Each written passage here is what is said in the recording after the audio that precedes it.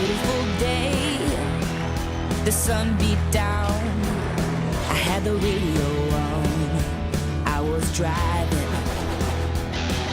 trees flew by, me and Del were singing, little runaway, I was flying, yeah, running down a dream that never would come to me, working on a mystery, going wherever it leads, running down a dream.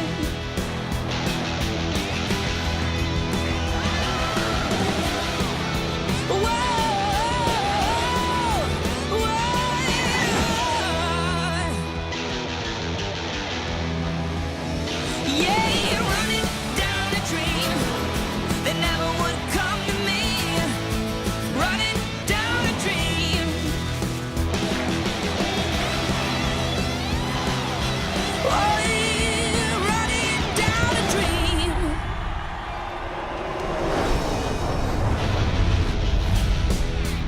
Nascar Monster Energy Cup Series playoffs from Kansas. This telecast presented by Outback Steakhouse. An absolutely gorgeous afternoon here in the Midwest. For stories before we fire the engines, let's go to pit road and Kelly Stavist.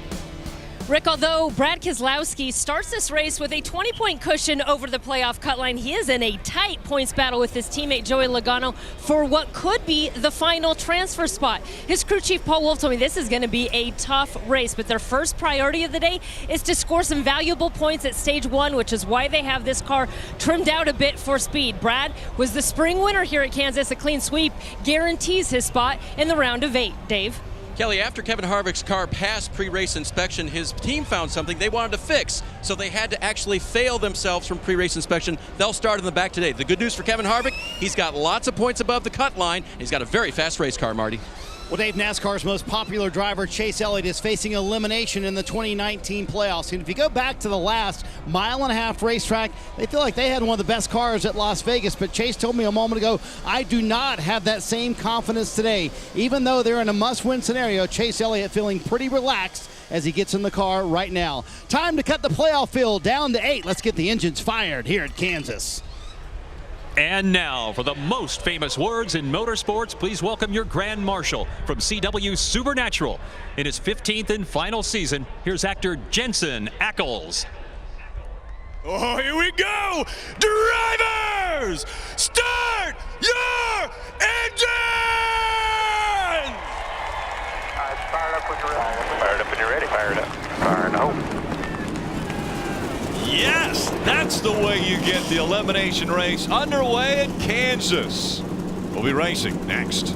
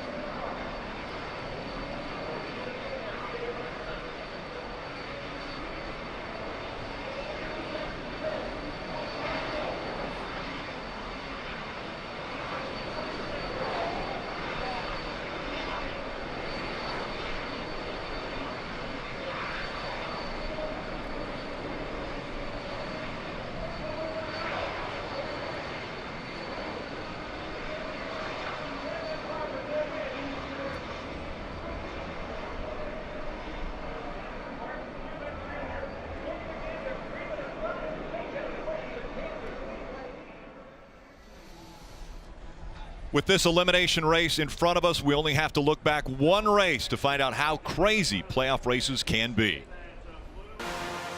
There is nothing like Talladega, but for a driver, it's a bit of a game of roulette. The unpredictability of this place. Oh, he gets a shove. He's going to go sideways right in front of the pack. The caution has come out. That is why drivers' heart rates are through the roof. Oh, and around goes a 22. A hard hit by Joey Logano. We're in again. The pushing is just as aggressive as it's ever been. That's how fast things change here. Oh, around goes the 18. The 62 upside down. Huge playoff implications. We knew it was going to happen at Talladega. It was going to stir up the playoff, but we were all sure there was going to be a moment. There is so much on the line, and it all comes down to this race right here. Who will advance to the round of 8? The official pace car for today's Kansas Lottery 400 is the 2019 Toyota Camry. Want to take a look at the starting grid? On the bottom of the screen, it will be brought to you by Outback Steakhouse. A couple guys up front you wouldn't normally expect there. Daniel Hemrick won the pole. That's his first career pole in his 34th start. And David Reagan, his best start since 2011. And Ryan Blaney and Brad Keselowski, two Penske teammates in row 2. Another guy with a great qualifying effort, Michael McDowell, tying his best career start in row 3. And look back here, Alex Bowman back in row 8. Got that first win of his career this year at a mile-and-a-half track, much like Kansas. Could you imagine, Rick, another win out of cut race to keep his playoff chances alive? A little further back here in the field, Eric Almirola, Chase Elliott fighting to stay in the playoffs. And you're going to see some of these guys that you think are going to have a shot at winning this race starting near the back. Alex Bowman, Kyle Busch. Those are the guys we think that have that downforce packed on their car, hoping that that's going to be the way to victory lane. Yeah, can Joey Logano from row 15 repeat the magic of Las Vegas? Started in the back there, won the first stage. He has 80 laps here at Kansas to try to repeat the same plan. It's going to be hectic, though. And again, Joey Logano is not in a must-win situation, but he needs points to give him that cushion. Although, if someone below the cutoff line is able to win the race, that puts Joey Logano below the cutoff line. It's time now for today's Joyride with Jeff. And in the passenger seat is Kansas City fullback Anthony Sherman. He played his college ball at UConn, a Pro Bowler in 2018, 9 seasons in the NFL. And how about showing up to training camp in Clint Boyer's race car? That's pretty impressive. And Jeff, he's built like a tank, a Sherman tank. So I can't believe you got him in the car, but give him a great ride. Well, it's awesome, Anthony, for you joining us. Really appreciate you being with us. You're known for being in the Pro Bowl, man, but you're never going to be forgotten for this uniform you got on. What's that all about? Clint, I asked Clint if he had a fire suit I could use, and he was like, yeah, I think I can make something happen. I might be able to get you a car. And you know how Clint is, so he took this thing, made it custom, and he told me to cut the sleeves off it. So wait a minute, you know Clint Boyer and you took his advice? I don't understand that. Hey, a Kansas guy, I got to take his advice. Well, man, I really appreciate you joining us. This is awesome for us. Gives us a great chance to give athletes like you a ride in this car. As soon as those Toyotas get out of the way over there, we're going to blast this thing off. Let's make sure we warm these tires up, baby. Let's You want to get warmed up? Yeah, warm them up, warm them up. Here we go. So we hadn't quite gotten cleared yet, but when we do, buddy, we will roll. All right. And when we launch it, I want you to let everybody know what you're feeling. Awesome. This is thing great. is a full-blown race car. I think a lot of people look at this car and they think, well, it's just kind of a show car, but this thing has got real power. Oh, I can feel it right now, You're a big race fan, aren't you? Oh, huge race fan. Watch it every week. Do you ever think you get a chance to do this? No, I hadn't. I found out last week that they had an opening, and I said, yeah, sign me up, please. All right, so here's what we're going to do. We're going to act like we're doing a restart right here with 2 to go to win the race. You ready? All right, let's do it. Here we go.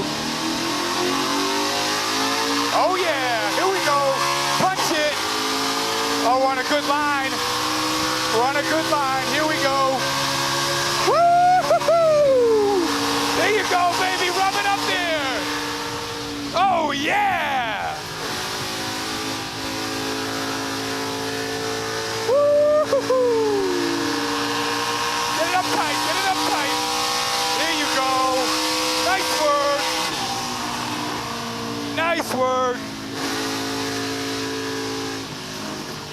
Oh.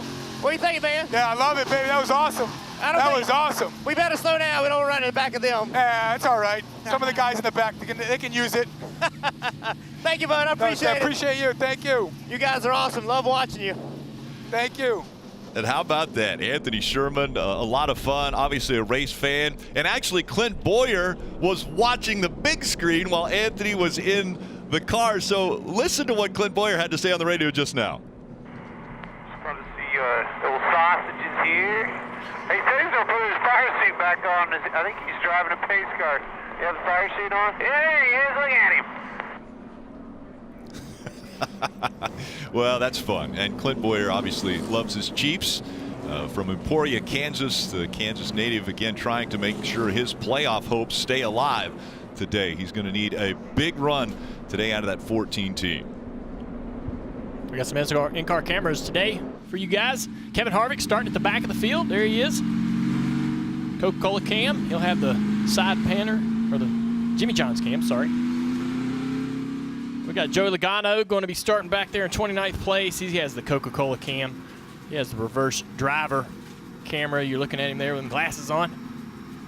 Then Alex Bowman starting up in 16th place, second here earlier this year with the nationwide camera, high reverse cam. And Larson also Coca-Cola cam up in 5th place, wanting to hold on to that track position all day long with a side panner and a roof cam. All right, Steve, very important race here. Break down the race for us with the numbers. Well, it's a very important race at a great facility. Kansas Speedway is outstanding for the fans, outstanding for the competitors. 1.5 mile oval, 267 laps. It'll be a 400-mile event, and as always, it'll be broken down into stages. The first and the second stage, both 80 laps, and don't forget, top 10 earned points. That's why it'll be so important to finish in the top 10.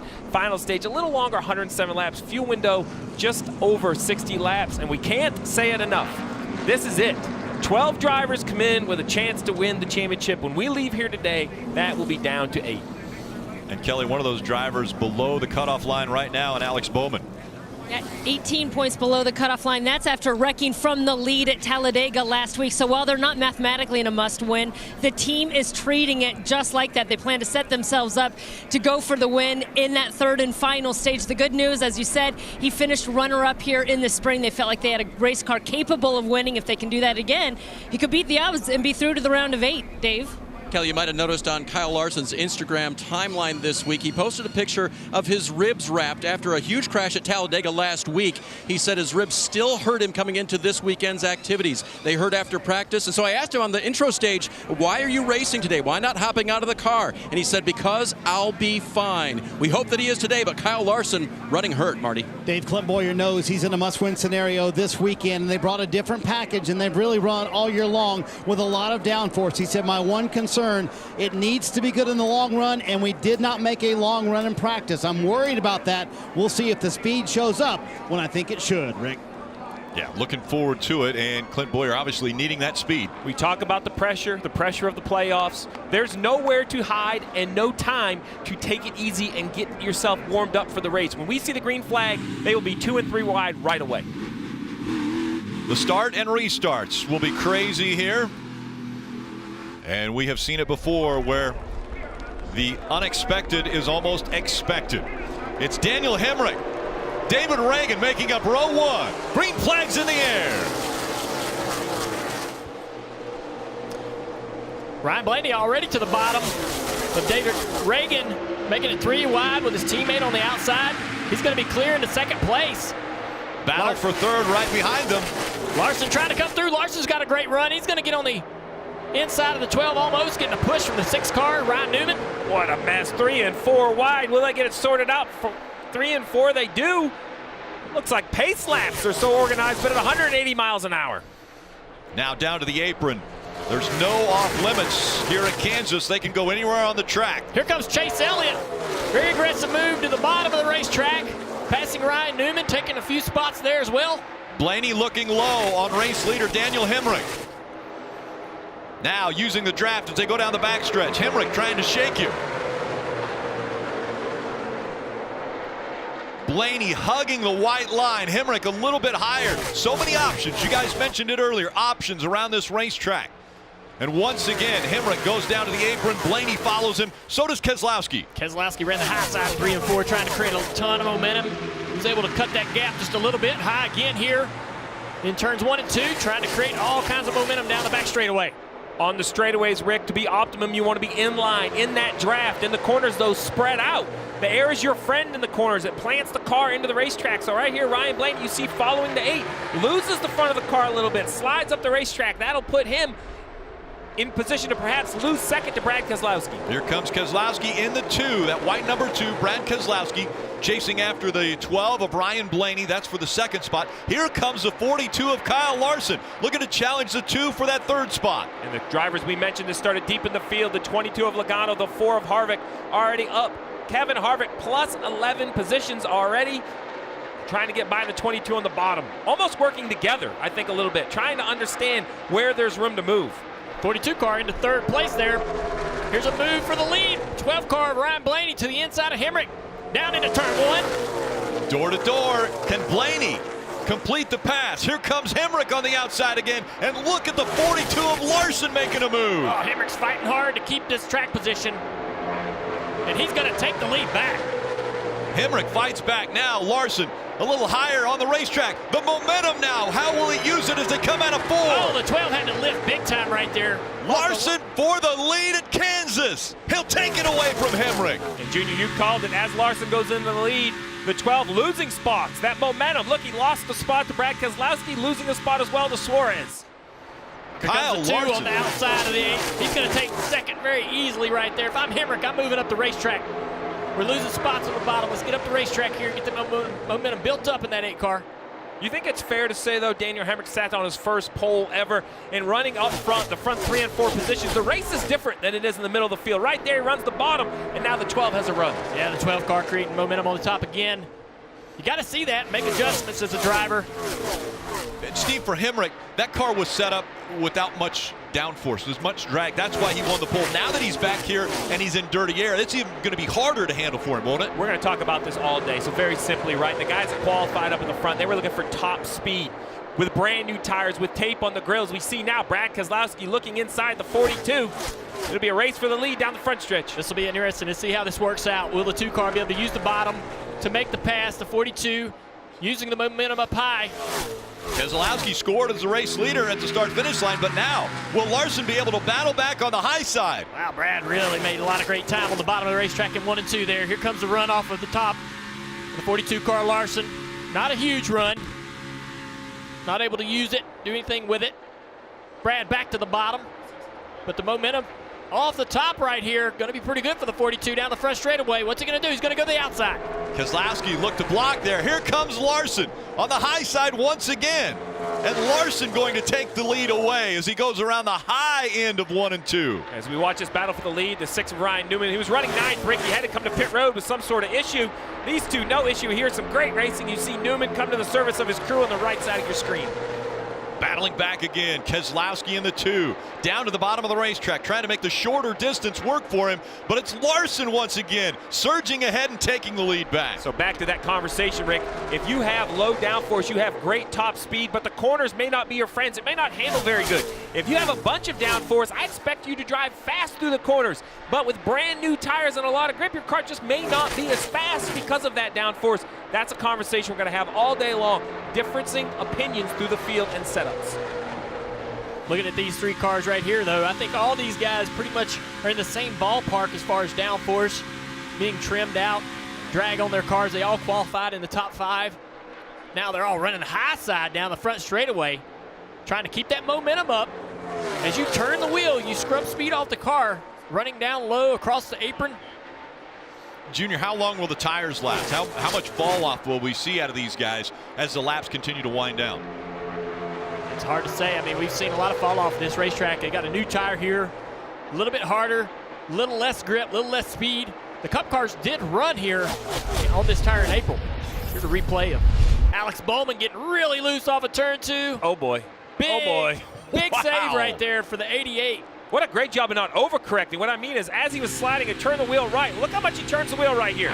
Still 3, too wide to the wall, middle good, out there tight, out there, 43 there, 43 Almost there. the end of the day. I'm telling right you. there. That was so close.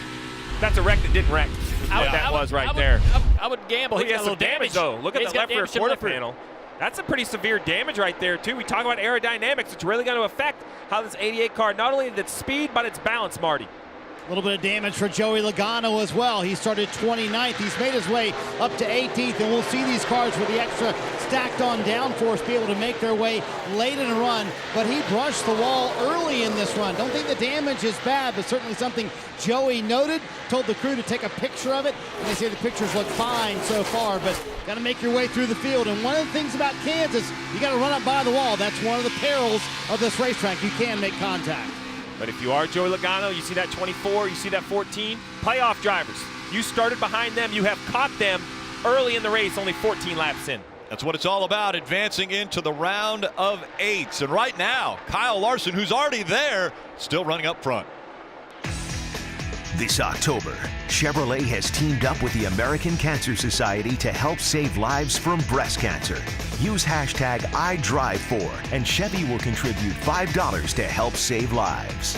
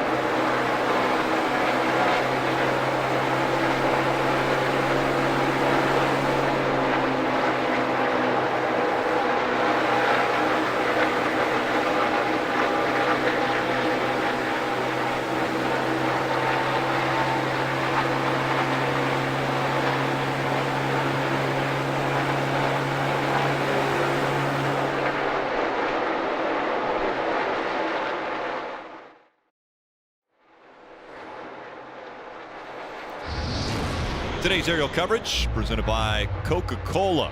Looking down on this mile-and-a-half racetrack in the Hollywood Casino 400 underway. 19 laps in, and it's Kyle Larson who's up front. But there's been a few that have had some issues, Kelly.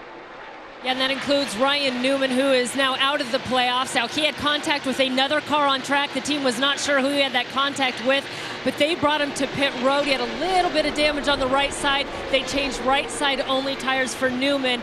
And by the way, David Reagan, who started this race on the front row, he got into the wall. They also had to bring him to pit road because he had a right rear tire going down. A lot of issues early, but no issues for the 18 of Kyle Busch. We've talked so much about Harvick and Logano, who started towards the back. Well, Kyle Busch as well didn't start in his normal top 10, top 12 position. He was almost just barely inside the top 20 to start the race. He's been plus 12 positions, methodically moving his way up, already up to 6th. Currently that last lap, the fastest lap on the racetrack. His teammate Eric Jones plus 15 positions since the start of the race. William Byron, a car I think that looked really good in practice, plus 11.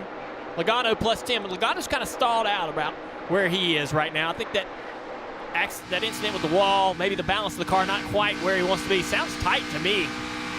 On and off the gas right there down on the bottom of the racetrack. You see, and this is the concern. Not only do they have to breathe the throttle because of the handling, but look at the 21 drive up to the rear bumper. If you do have too much downforce, I'm listening to his throttle right there, part throttle all the way through. If you do have too much downforce, there's nothing the driver can do. It's only going to get down the straightaway so fast. So no matter what you do, Marty, you're kind of a sit and duck if you have too much downforce versus the competition. Yeah, and we've talked about this decision from the 22 team in a scenario where they are above the cut line here in a cut race, started 29th.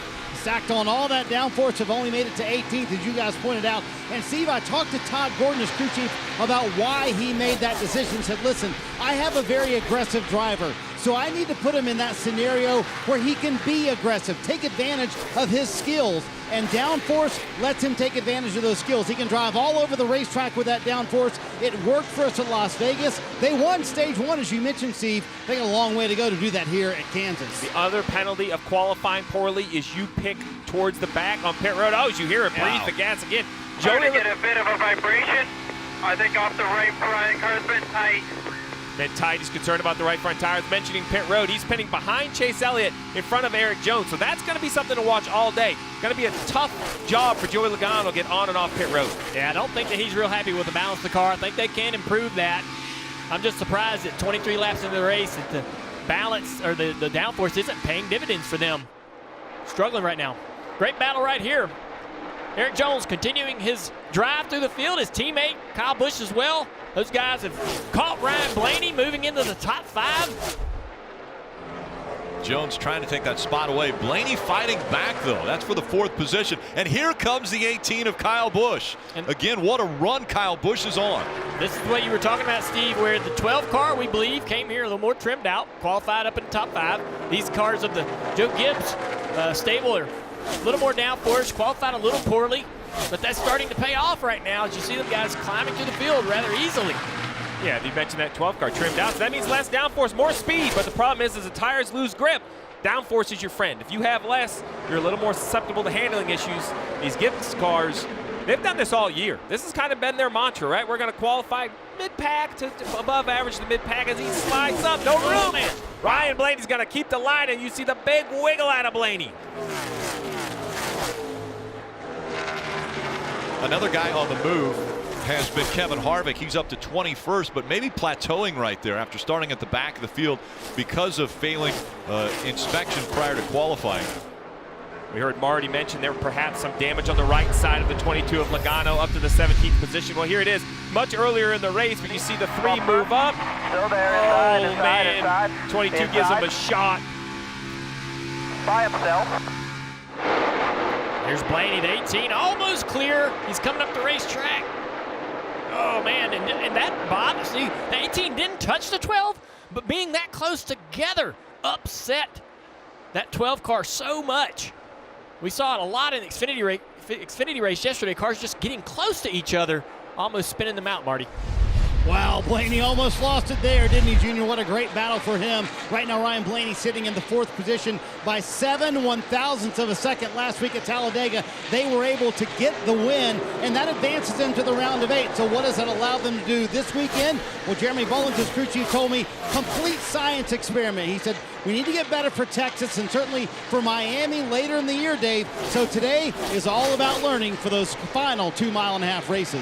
You see that black and red number 20 now being challenged again by his teammate Kyle Busch underneath, and Busch is going to get that spot back. Talked to Chris Gale, the crew chief of the 20 for Eric Jones, and he said, you'll probably see us do better than our 20th place qualifying shows, as now he'll use that high side again, get momentum on Ryan Blaney and get by. Why? Because in traffic yesterday in practice, they spent a lot of time in traffic, and Eric Jones was confident about his race car.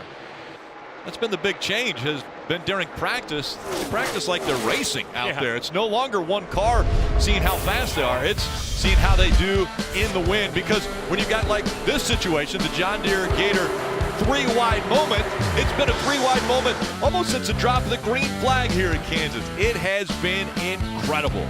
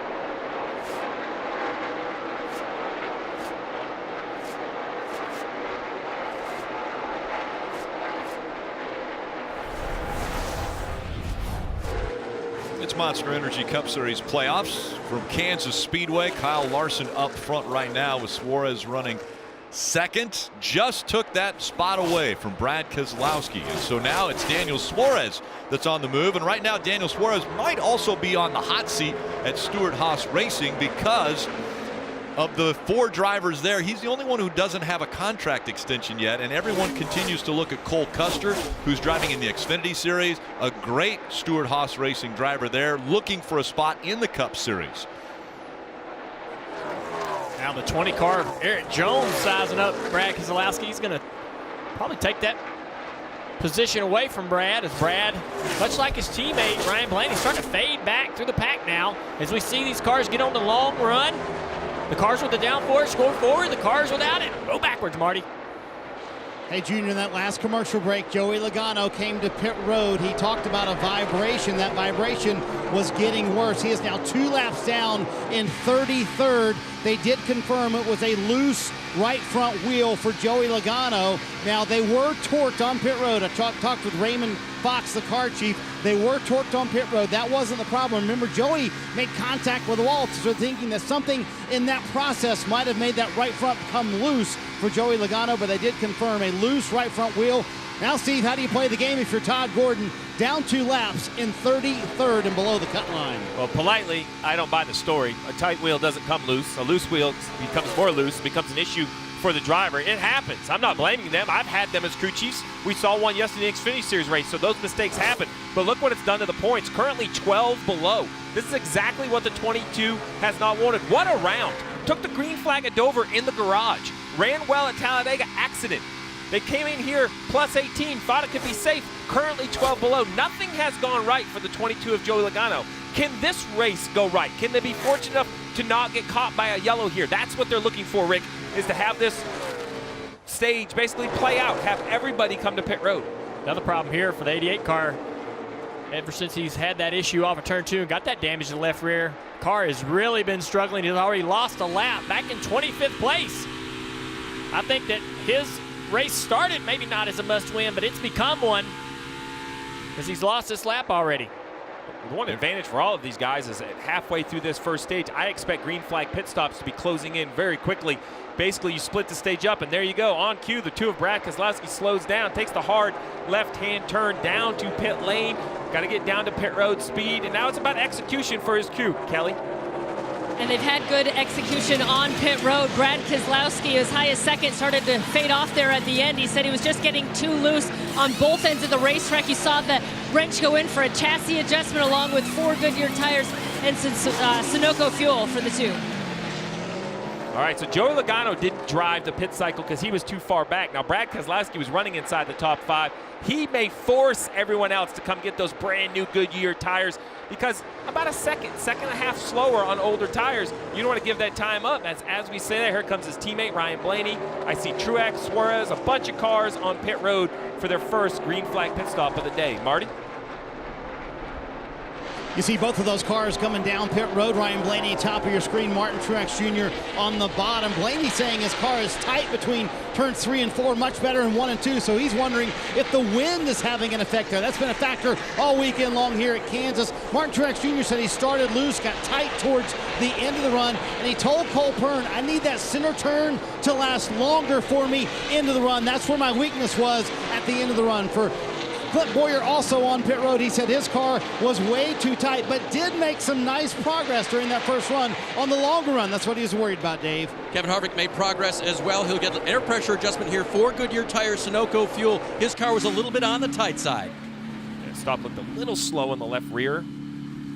Won't hurt you as much. Look at here, riding on board with the Jimmy John's in-car camera. It won't hurt you as much on the green, as silly as that sounds. You can't lose as many positions. Marty?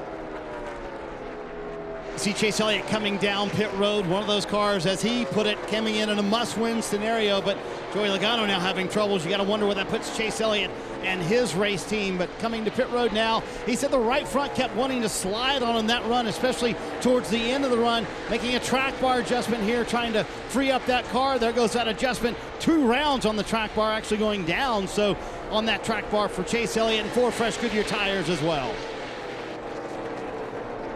Marty mentioned something about the wind, Junior. How do you deal with wind on a 1.5-mile racetrack when you're going 180 miles an hour? Well, it's something that's affecting everybody the same, but it can be a challenge if the wind's 15 to 20 mile an hour, which it's been on average throughout the weekend. That much wind in the side of your car, I mean, into the left door. If you're going around a corner and you're pushing that car to the edge of grip, almost crossing over that line, you get 20 mile an hour or 15 mile an hour wind in the door of the car. It'll really shove you up the racetrack. That's why I think we have a lot of problems with guys this weekend off the turn for it, because the way the wind's going down the front straightaway into that corner, into the door of those cars on corner exit. So you see the 42 of Kyle Larson continue to lead. You ask yourself, well, why? You just talked about new tires being so important. He's locked in. He has a win. So look at all the cars one lap down. Talk about the gamble. Run long. He is going to lose some time to the field trying the strategy, but if he's fortunate enough to get a yellow, what a home run that would be. Have all these cars trapped a lap down. Now they'll probably get the wave by, but he instantly has a ton of track position and cars on the defense, which is where you want to have your opposition. Kelly. Right, so as these pit stops cycle through, Kyle Busch brings the 18 car in from running third. He said he started off too loose in turns 3 and 4, but ended up too tight. He said he just needs more grip. Balance is pretty good, just a little bit too tight. 4 Goodyear tires for Kyle Busch. One other incentive for Kyle Larson, who's out on the racetrack, is the fact that he could get playoff points. He doesn't come in with a lot of playoff points, hasn't had the wins that some of his other competitors that have advanced already have. So those playoff points are very important. They'll go to the round of 8 with him if he's able to win a stage or win the race. Here right now, there, downshifting through the gears, coming to pit road. Sounded pretty in control. Nice job by the 42 of Larson. Dave. And he works it down pit road now to the attention of his crew. Nice and quiet down here for them. Their job now is to change those 4 tires, make an air pressure adjustment to make the car just a little bit less free. I mean, that car was very, very good out in clean air, but maybe just a little bit too loose for the driver. So they'll change those tires, put in that Sunoco fuel, and get a chassis adjustment as well. Bigger change than they first talked about. Larson has led so far 42 laps today. He'll get back out in traffic. Oh, he stalled it. That's just going to call you out to second and a half, 2 seconds. It's not a deal breaker, but it's costing you time versus everyone else on the field who had a clean entry and a clean exit. He had a 7-second lead over second place as we see William Byron now in the 24. What a first year with crew chief Chad Knaus. Not his first year in the series, but his first year in the playoffs, first year with Chad Knaus. And that team, I think we all had questions. How would it work, right? How would a veteran crew chief match with a young driver? Well, it took a few weeks early in the season, but they really have kind of settled in. I'm a little surprised they haven't won a race yet. There were some races, Darlington comes to mind, where I thought they had race-winning speed. They couldn't put the whole thing together, but here they are still in the playoffs, currently leading this race. He'll come to pit road right now. As you mentioned, Junior, I'm not saying must win, but starting to look more and more that way if they don't go ahead and do something great here in stage 1. Yeah, but I think they got the speed in that car to get that win today. The 21-year-old headed down to you, Marty.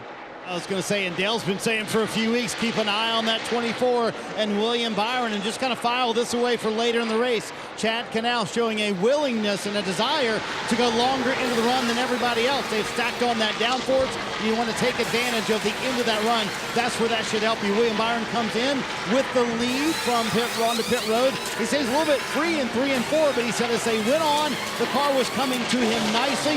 Going to be an air pressure adjustment, and that's it. 4 fresh Goodyear tires and a nice stop by the 24 bunch. So green flag pit stops still continue to cycle through. Denny Hamlin out in front, hasn't come to pit road yet, Kelly.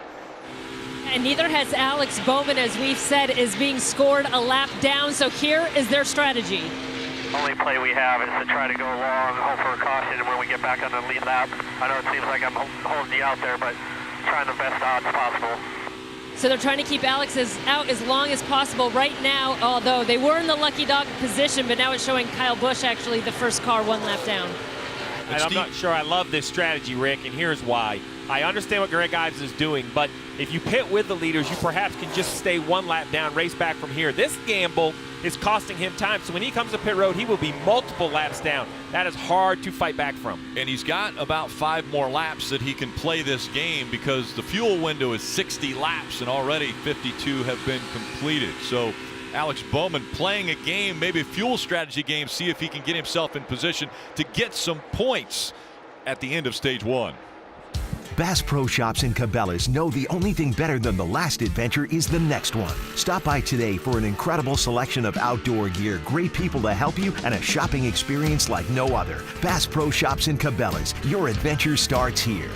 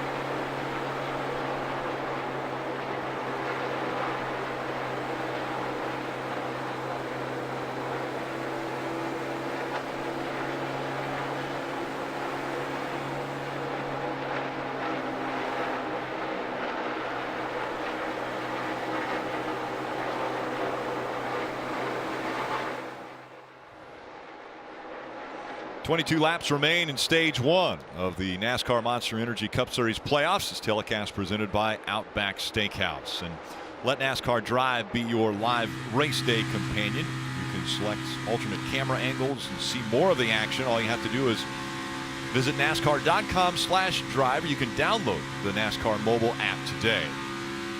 Dave. Denny Hamlin was on and off pit road for right side tires, giving up the lead after leading 9 laps today. Right at the end of the run there, he had some concerns. The car felt really, really tight, and we'll watch out for that the rest of the afternoon. A little strategy, run long and then put only right side tires on to shorten his total time on pit road. We'll see how it works out. 21 laps to go. We see at the top, little penalty for Parker Kligerman, tire violation. You see he's next to Brad Keselowski. Brad was running inside the top 5. Denny wasn't quite there. So in its current situation, it looks like it's going to be a positive shift for the 11. We're going to have to let the whole stage play out to see. Hey guys, guess who came up to play with us? The guy that was joyriding earlier with Anthony Sherman. We got Jeff Burton back up here in the booth. I thought when I got up here you would all have your sleeves cut off. Well, our arms aren't nearly as big. Well, my leg's about as big as his arms. I did. Kyle Petty made me aware that although he had no sleeves, he did have gloves on in the car, so that was good. Yeah, that's Anthony right there on the right, enjoying the race from on top of the 11 box for Denny Hamlin. What a cool guy, fun to hang out with, talk to. Glad he's out here with us today.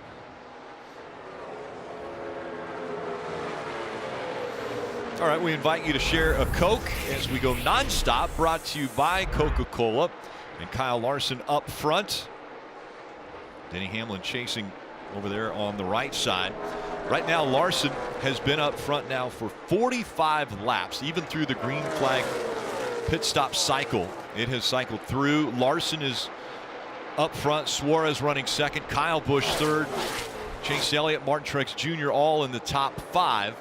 and 1.3 seconds separating Larson and Suarez. It was about 7 seconds when the green flag pit stops began to cycle through. So a pretty good run for Kyle Larson and a great stop by Suarez. Kelly. Alex Bowman ran that 88 car till it started to sputter. Then he hit the emergency fuel switch and brought it to pit road. It was a quick stop for the 88, right side tires only. 88 has not had the start to this race that they had hoped for just from handling and speed. After this pit stop, I believe they're going to be 2 laps down with only 18 laps to go in stage 1. Right now, only 20 on the lead lap. Paul Menard is the last driver on the lead lap. You mentioned that, Steve. Not far, Rick, rather, not far ahead of Kyle Larson is Kevin Harvick. Kevin Harvick is the next car that Kyle Larson can get to here. So Harvick's got to get going once the 42 gets by Menard. Marty?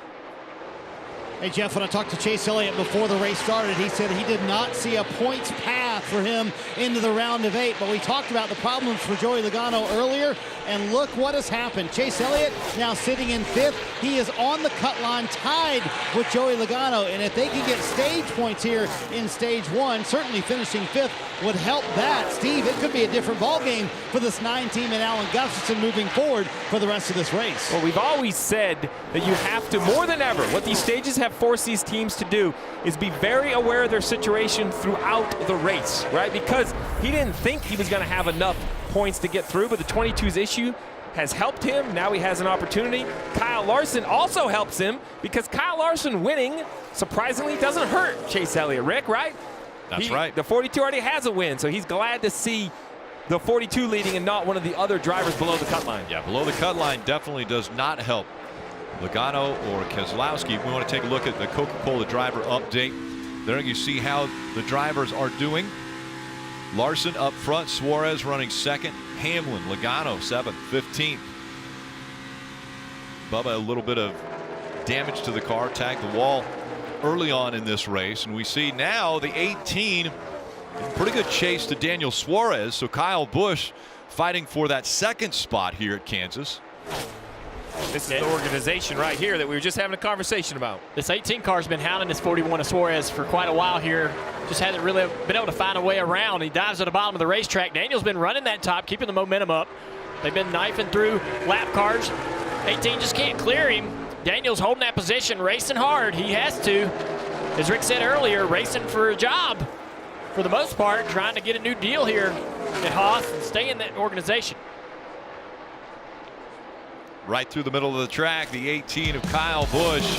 Again, chasing after Suarez for that 2nd spot as we go NASCAR nonstop.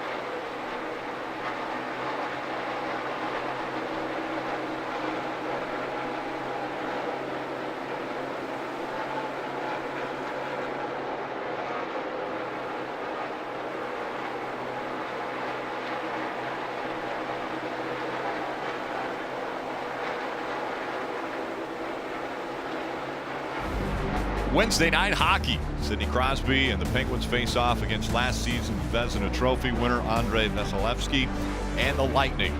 It's Wednesday night hockey, 8 p.m. Eastern on NBCSN.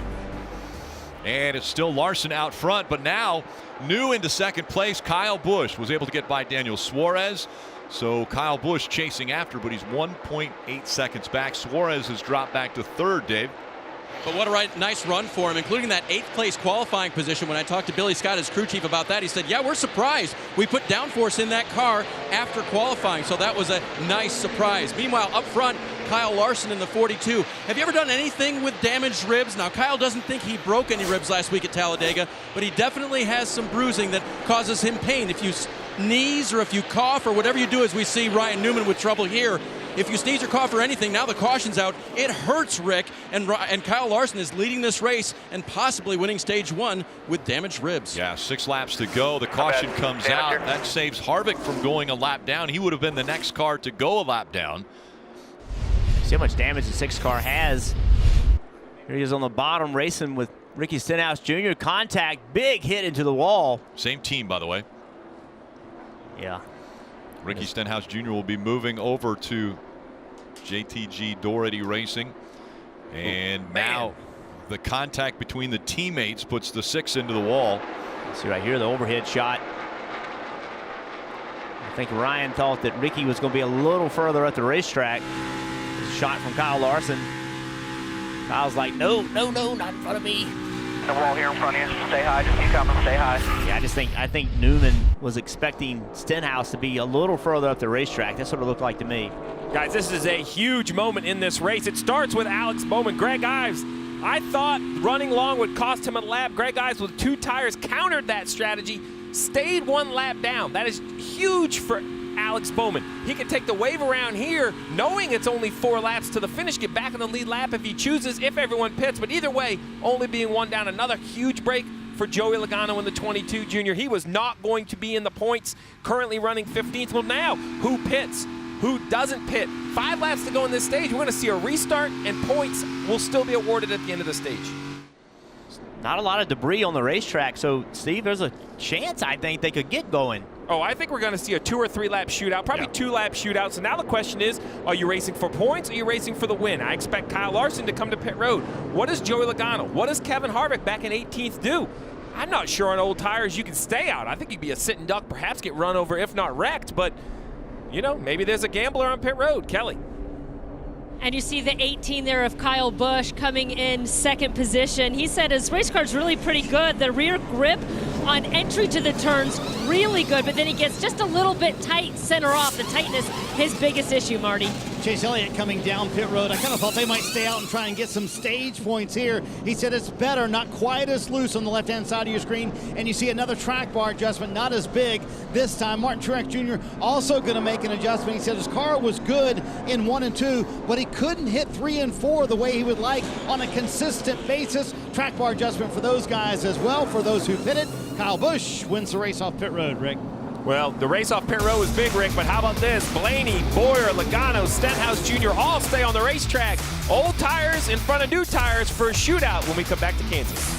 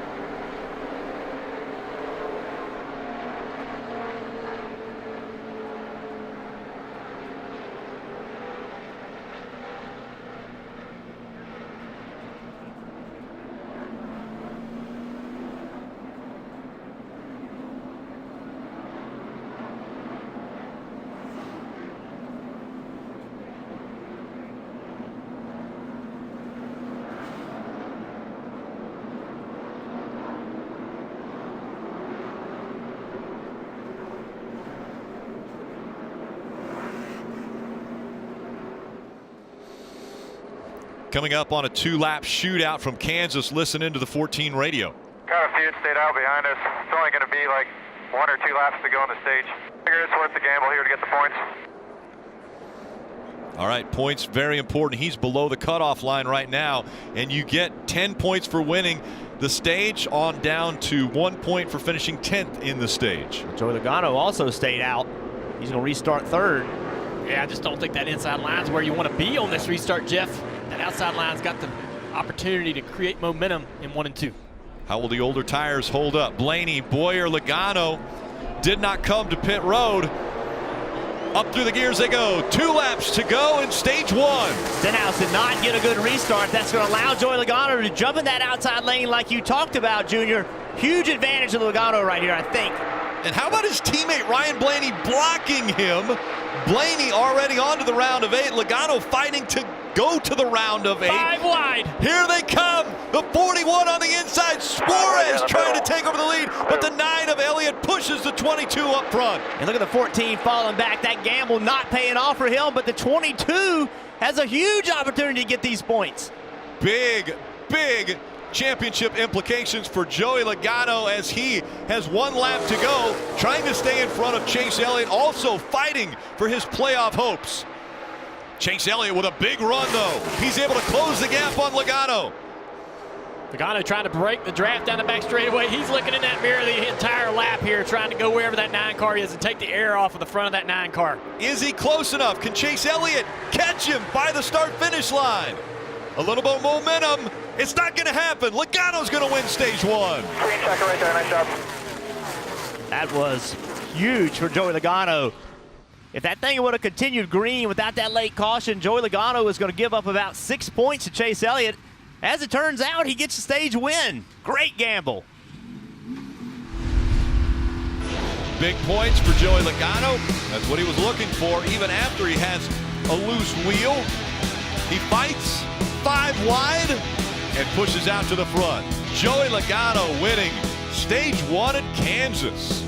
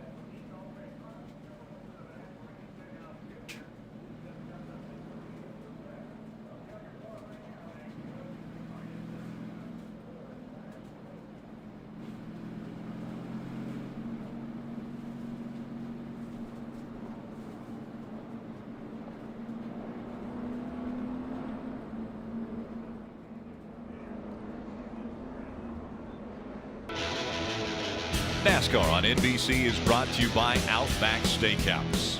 Aussie rules. Toyota. Let's go places. And by Bank of America. What would you like the power to do? Stage 1 results. The guys who got points up there in the top 10. Joey Logano, 10 valuable points. Chase Elliott also needing those points, got 9. Martin Truex Jr., you saw Kyle Busch up there as well. But how about playoff drivers who didn't get points? Kevin Harvick in pretty good position. Clint Boyer needed them. William Byron needs them. Kyle Larson doesn't. Alex Bowman needs them. And now coming to pit road for the end of stage 1, we go to Marty. Boy, did the game change quickly for Joey Logano, who was not in the top 10 the entire stage 1 until the very end there. In fact, Roger Penske on the radio said, great job down there, guys. Great job, Joey. Joey says the car needs to keep turning a little bit longer, like he's losing the front turn towards the end of the run, and air pressure adjustment to help him out. Ryan Blaney, his teammates at the car, also not turning late in the run. He said 3 and 4, though. He's kind of hanging the rear end out. And for Clint Boyer, he kind of got banged around on that restart, Kelly. They have left front damage. That's going to be their focus. Yeah, and the 18 of Kyle Busch also had some damage on that restart, so they brought Kyle Busch down to pit road, and they're working on that right side quarter panel. They're going to take care of that first before they give him tires and fuel. You see the team working there. The 88 of Alex Bowman also working on some crash damage. And quite a few staying out, but we saw the race off pit road brought to you by Kroger. The 18, extensive work now under this pit stop.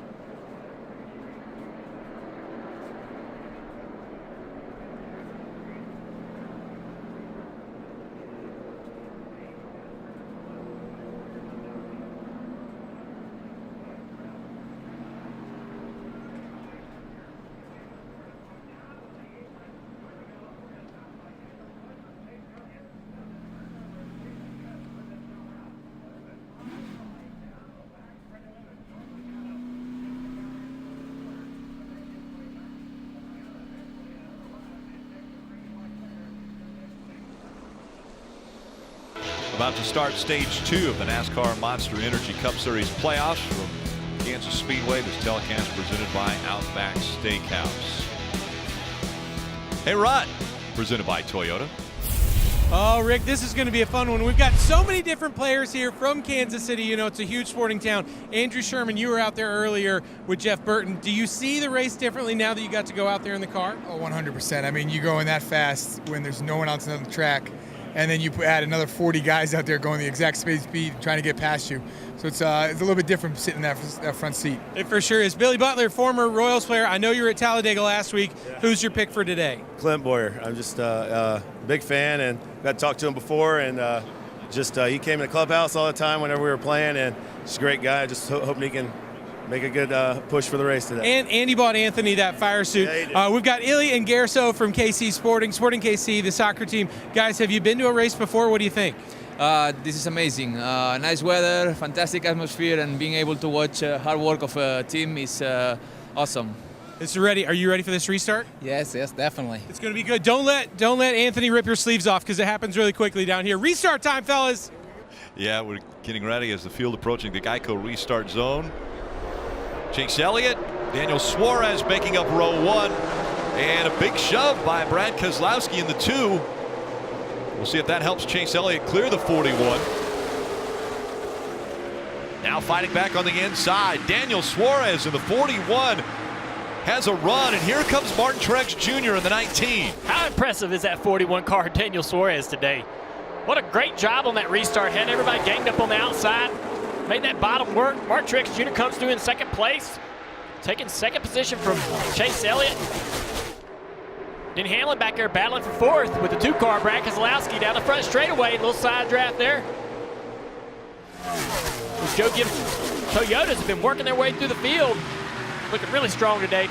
And as that 9 of Chase Elliott gets closer and closer to the front, the nerves should go up higher and higher and higher for those Team Penske cars. Remember, the 9 of Chase Elliott came in below the cut line. If he wins, he is in. That means the battle will be between the 22, the 2, the 4. You see the points on the left-hand side. You move the 9 up to the leader, that instantly takes one of these cars that we thought were good on points and eliminates him. Pretty impressive, too, how that car's running today. I don't think that they were very happy in practice. Worked hard, made changes to get faster, get better, putting themselves in great position right now. Chase Elliott told me he did not have much optimism going into this race. I talked to him this morning, was not happy with his car. They did a great job overnight to make it better. On board with Kevin Harvick at Jimmy John's camera. We didn't talk much about him in a positive. That first run as Larson slides up the racetrack. Making adjustments though, continuing to work on their car, moving forward. He started in the back. We thought he was going to storm to the front. Not so, Dale Jr. They had to work on the car. Looks a lot better now.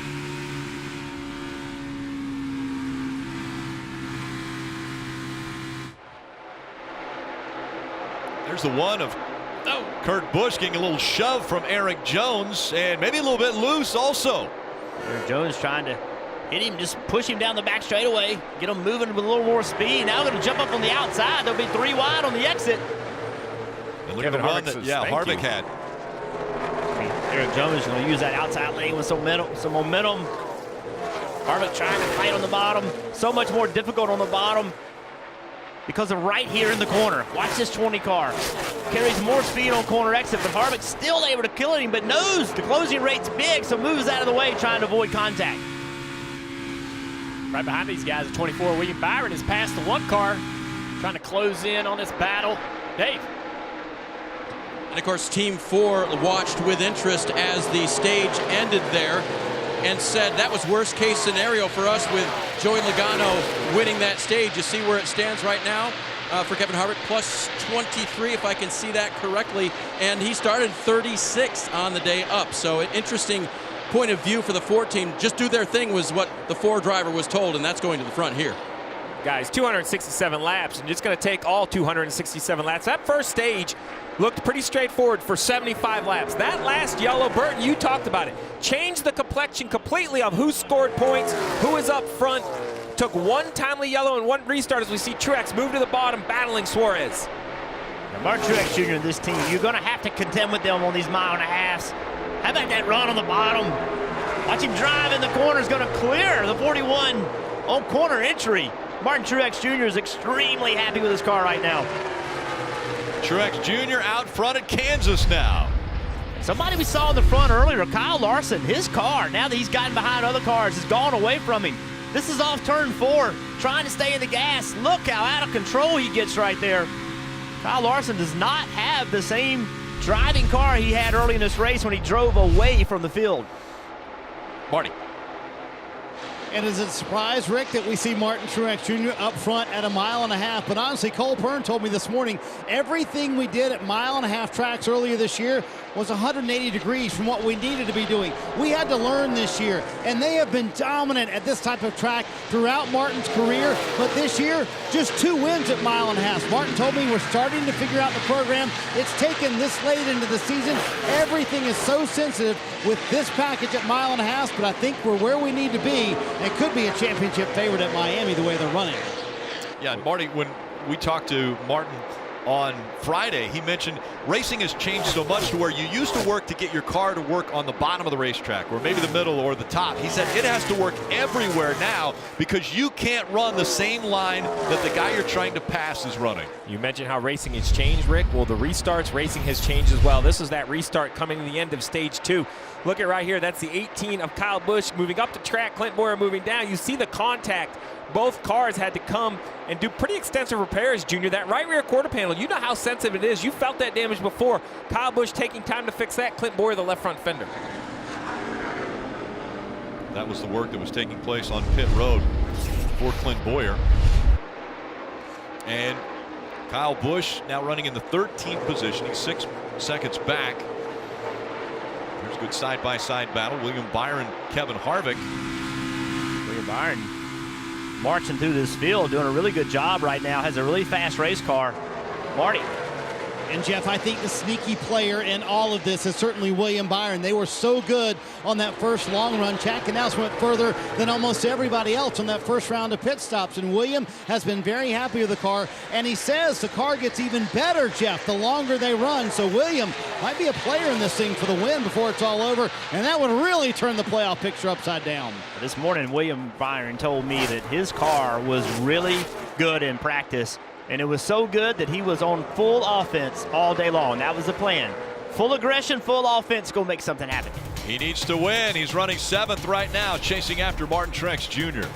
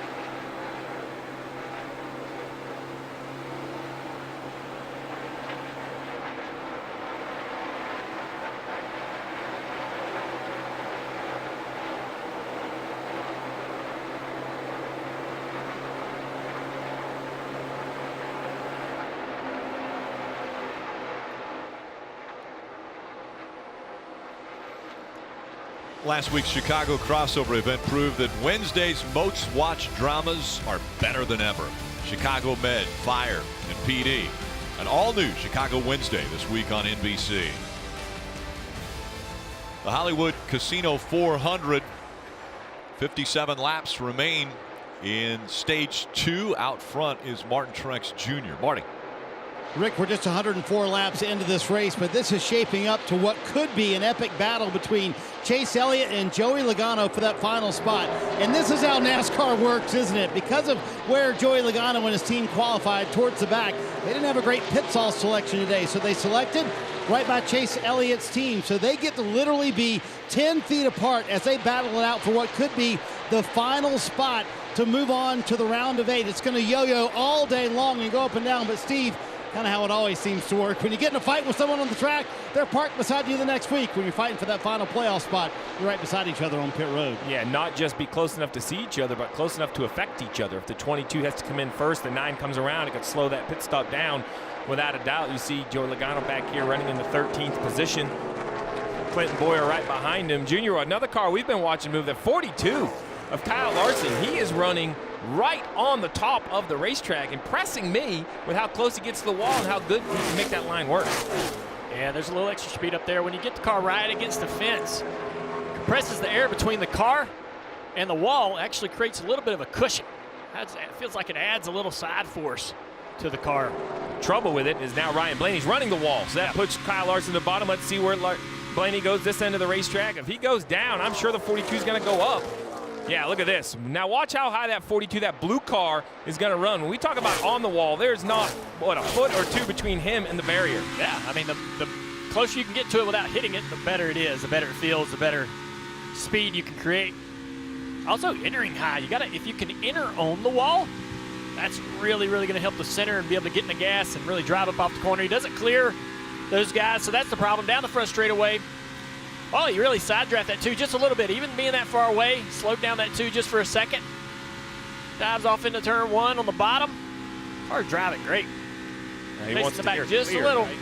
Oh, there's that clear he's been looking for. All right, so now down here, run to the top. What's the keys to run to the top? You've done it as well as anyone. Well, he's going to go to the bottom. I wish he would have went to the top. We could talk about it. A little loose. I mean, listen, the guy runs the top of 15 laps. Now he's going to run the bottom when we're on board. Come on, Kyle. I think the car's turning well enough that he understands he can make more time running that bottom. Now, if the car is a little bit tight and he has to come off the gas a little bit, he needs to run that top. So he enters almost on the fence. So he's already there, already taking advantage of that cushion up high, that air, that side force gain. Just never really comes out of the gas, where on the bottom of the racetrack, he has to lift a lot. Oh, man. Tried to get in the gas real hard there, upset the car just a little bit, but this race fans right here, running the fence, one of the best things you're going to do in a stock car today. And this guy does it better than anybody. And look how it pays dividends, right? He catches the car in front of him on the straightaway. It's just so much momentum running the top. This would be a great shot right here. Look how fast this 42 gets down the back stretch compared to the cars in front of him. He just rockets off the top of the corner. It's a lot of fun, especially when your car is working really well. And he'll work that entry up even higher. You know, he entered really high, right? But there's a couple more feet there. A couple more feet, about a half a tenth, maybe even a whole tenth on the long run. And he'll continue to get more and more aggressive with that entry. So we saw that Jimmy Johnson, the 48, had to come to pit road. This is why. Joey Logano with the 48 racing on the racetrack. And you're going to see the 48 just gets high and makes contact with the wall. And we've seen that out of many cars. You see the damage. The team has to come the right rear. The Goodyear worn off the right rear tire. They have to come to pit road, not only for a pit stop, but extra time to repair that damage. Here's some other heavy racing. Denny Hamlin, Eric Jones, Daniel Suarez, and that orange 41 car. The 2 Joe Gibbs cars right behind him. Joe Gibbs came to play today, man. They have cars, all their cars running really well. Kyle Busch lost a little track position, but was moving through the field early in the race. These 2 guys right here battling right behind Suarez for 4th place. I think once they settle that, they'll get around Suarez rather quickly. They're much quicker than he is at this particular point. I like what that 11's able to do right there. Run a lane lower. That's impressive. Keep the air on the nose, and it's going to pay off. He's going to get to that quarter panel. And draft is 0-0 right here a little bit. Lennon Castle try to create a little more speed. Dive down into turn 1, shorter distance. It's going to drive right around that 41 now. His teammate saw that. He's going to try to do the same thing, Steve. Run in the middle here. Come up with the corner. Side draft just a little bit on this 41. See, that's a side draft, not aggressive. Late in the race, they'll be a lot more aggressive, a lot tighter and closer together. So for the fans at home, they hear drafting at the super speedways when you're in line. The side draft, you're not going faster, you're actually tugging that other car back, right? Yep. Slowing down the car you're trying to pass.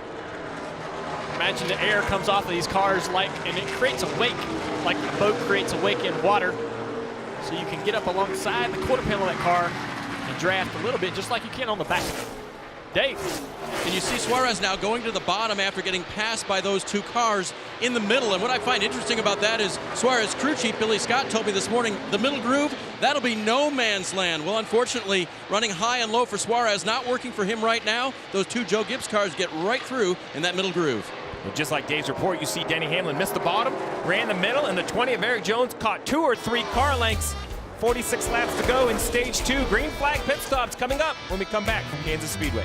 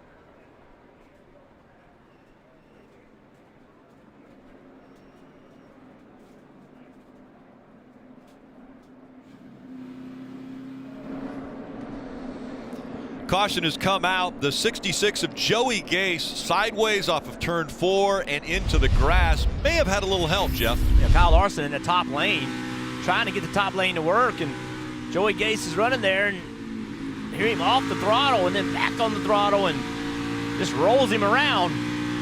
I think Kyle Larson is saying, look, dude, we want to be up here. Like, you're multiple laps down, be in a lane where the fast cars aren't. Kyle Larson had had enough. Yeah, you heard the throttle of the 42 car. He lifts here. He lifts, then he he's like, no, I've had enough. Yep. And throttles up, sends him around. Yeah, I've been watching for several laps, 66 car in the high side in front of a lot of guys there. Dave. Pit road, a busy place now. The third place running Denny Hamlin will bring that car down. You see him on the top of the screen there. They talked about possibly only changing 2 right side tires. His car just a little bit on the tight side. They'll change 4, Marty. Chase Elliott comes in running second. They're making the car better throughout the day. He said it built free during that run, especially center exit, going to be an air pressure adjustment for that 9 team. Martin Truex Jr. said, hey, I don't have anything to tell you. I'm pretty happy with my car, Rick. And pretty good race off the pit road. 3 wide, actually back for about 5th off of pit road. Now it's 4 wide. And holding position 1 through 5. Keselowski gaining a couple spots there. This is Joey Gase just in front of the 42. And Larson decided he'd move him out of the way.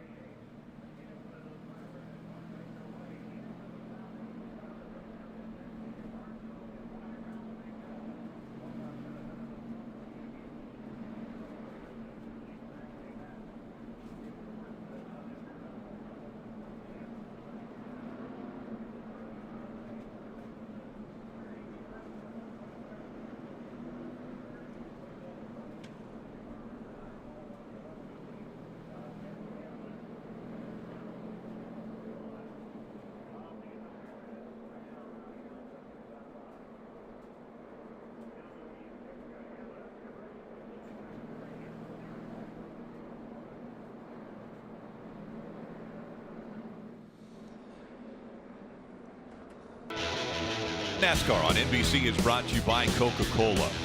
Share a Coke this season. Ally. Do it right. Applebee's handcrafted burgers. Now that's seen good in the neighborhood. And by Progressive. Stay on track with great race at progressive.com.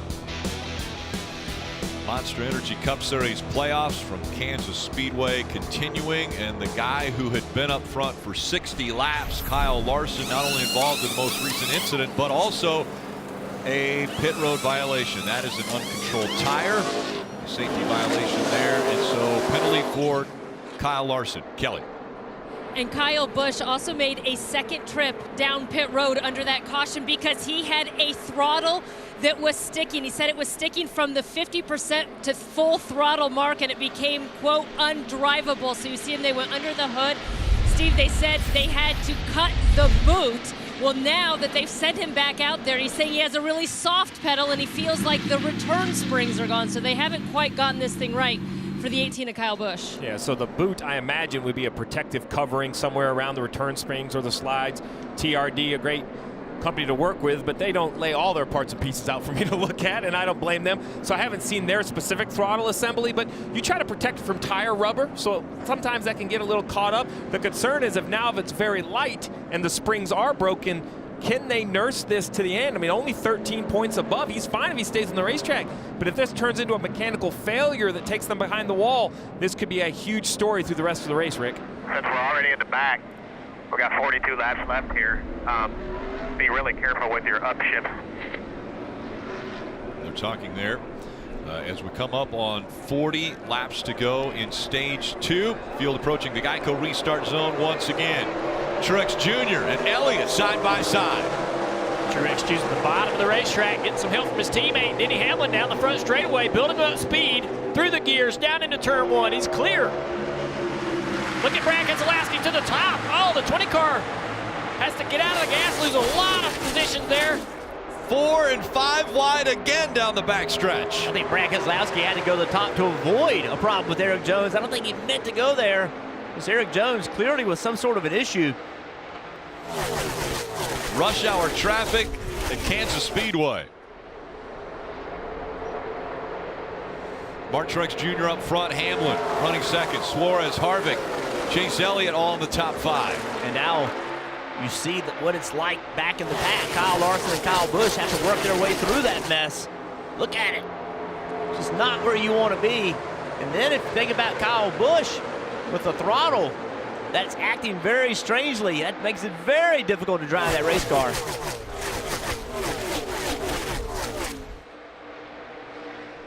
Front of the field, the Stewart-Haas Racing Fords. It was Daniel Suarez kind of by himself up there out of the Ford camp. Well, look who has joined the fray as far as Fords from SHR, the 4 of Kevin Harvick.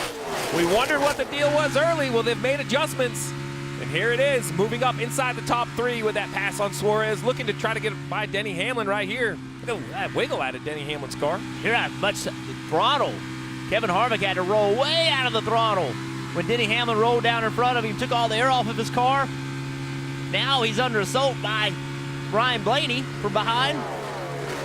Dave. It really wasn't a matter of if, but when the 4 car would be up here, if he could make his way through all the traffic. Recall that he started at the back of the pack today after making a change that they had to send him into the back per the rule of inspection, and so he's passed all the cars today, all the way up to 3rd position now, and was 2nd quickest in practice yesterday afternoon. 3 wide here, Rick. 2 wide here. Yeah, fighting for position around the racetrack. This one's for the lead. Here comes Hamlin. Hamlin taking over the top spot from teammate Truex Jr. Denny Hamlin now trying to block Truex Jr. Truex with a big run on the outside. Is going to get back alongside of him. Did not quit. Hamlin thought he had to pass completed. Martin Truex Jr. said, nope, not yet. Coming back at you. What will Hamlin do now? He's not going to have as much track to work with, and Truex Jr. back in front. So now Hamlin going to go up the racetrack, put that side draft on him, try to slow that 19 down. Martin Truex Jr. just carrying so much speed to the middle of the corner, Jr. Yeah, I'm real surprised at how hard these teammates are racing. It's great, though. Fun to watch. Both of them battling, trying to take this lead. What's crazy is side by side, they're still running faster than the 4 car. Hamlin way up the racetrack, going to carry that momentum, going to complete the pass. Denny Hamlin, 4 wins already on the season. Probably the biggest one was to start the season. He got his second Daytona 500 to kick off the 2019 season. Rick, very confident. We talked to him on Friday, and he has a confidence about him. If he gets into the next round, he feels like he is going to be the man to beat. Yeah, Junior, we the 3 of us spent some time with him, and that's as confident as a race car driver as I've sat with. Denny Hamlin just loves his situation, loves his crew chief, loves his team, believes that they're going to go win this championship. Yeah, I don't think I've ever seen Denny in that position personally, but I think it's just because he's in such great position points-wise. He's never been in a position in the playoffs where he's almost, guaranteed in his mind an opportunity to go to Homestead. Yeah, had a quiet playoff so far. Not good, not bad. Just kind of quiet off the radar. But this is what I love about this aero package that NASCAR has provided. In years past, you pass the leader, you drive away. This time, Denny Hamlin passes the 19. He's not driving away. Martin Truex Jr. using a combination of draft down the straightaways and a little different line through the corner, and he's been able to stay in touch with the 11. Follows the tire tracks of the 11 through turns 1 and 2 now. So we continue to talk about restarts. Well, look at this right here. Look at this battle you have. The 20 and the 2. The 2 brings the 20 up the racetrack. That's a big moment right there, Dale. He sure did. I was wondering why the 20 had to get out of the gas and lost so much speed, but he almost got turned around as the 2 was just trying to help him go forward. The 14 getting loose off of turn 4 here with the 20 right there underneath him. We've seen that over and over and over all weekend. Cars just getting close to each other, almost spinning him out off turn 4. And then Kyle Larson drives in the corner. Short quarter. Just look out of the racetrack. Loose that car is. Great save. Good save, still inside. Tons of positions given up there, though. Okay, just for the record, the crew chief never, he'd like to hear it, but it makes your stomach a little queasy when you hear the spotter say, quote, nice save. Nice save is not any commentary I'm looking for, Kelly. All right, yeah, we see these restarts have been pretty intense and a lot of damage has been caused on them, and that might be the case for Brad Keselowski in that 2 cars. We saw him pushing the 20, and Brad immediately has asked his team to look for damage. They said they're trying to get a look. They haven't really seen anything yet, but Brad, who's fighting for his playoffs, it looked like he had a pretty cushy points margin, 20 points coming into this race, and right now being shown just 6 points above that playoff cut line. Dave? Eric Jones no longer in the playoffs, Kelly, but trying to win before the year is out and fell back to 14th position from a restart of 4th there. Said his car is really tight right now and believes that the damage from that, he's not getting the side force that he had. He's getting a lot of drag on the car now from some bent up body work there. Well, the drag for sure, as this 20 comes into view, you'll see the quarter panel all flared out. That's hurting the speed. And that 2, we had that conversation, Junior, really trimmed out, not a lot of downforce.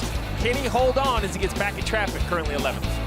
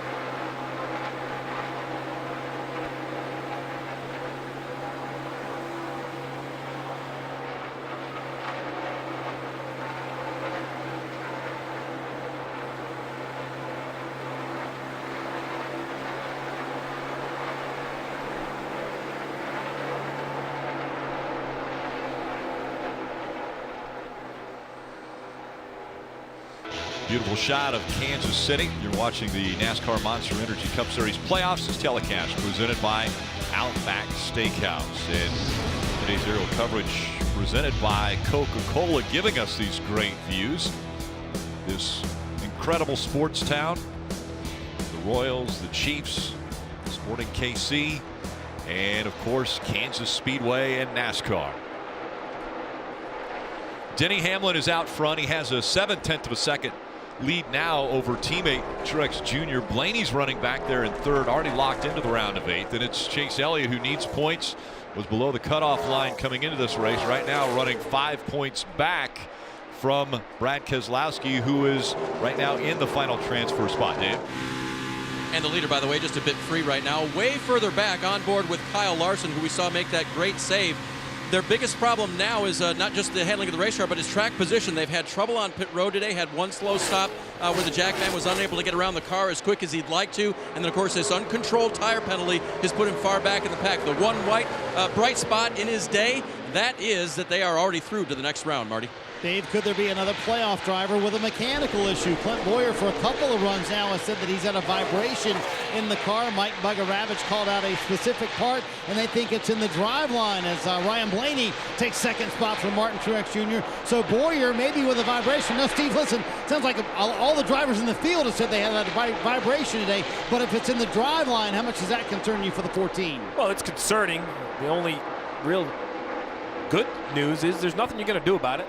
And normally, if it's something that's been there for most of the day, it stays there. But June, you called it the Kansas Speedway vibration just because this style of racetrack seems like there's some harmonics in the tires. A lot of drivers, both yesterday's race and today's race, talking about vibration. For the last 5 years that we've came here, I myself and a lot of other drivers too mistaken a vibration for a loose wheel and make the mistake of coming on the pit road for something, thinking the wheel's loose when it's not. This 22 car is doing a great job. Obviously, stage one, they did some great strategy there to stay out on old tires and do that. But now he's working his way through the field. Finally, we thought that he would do that at the start of the race.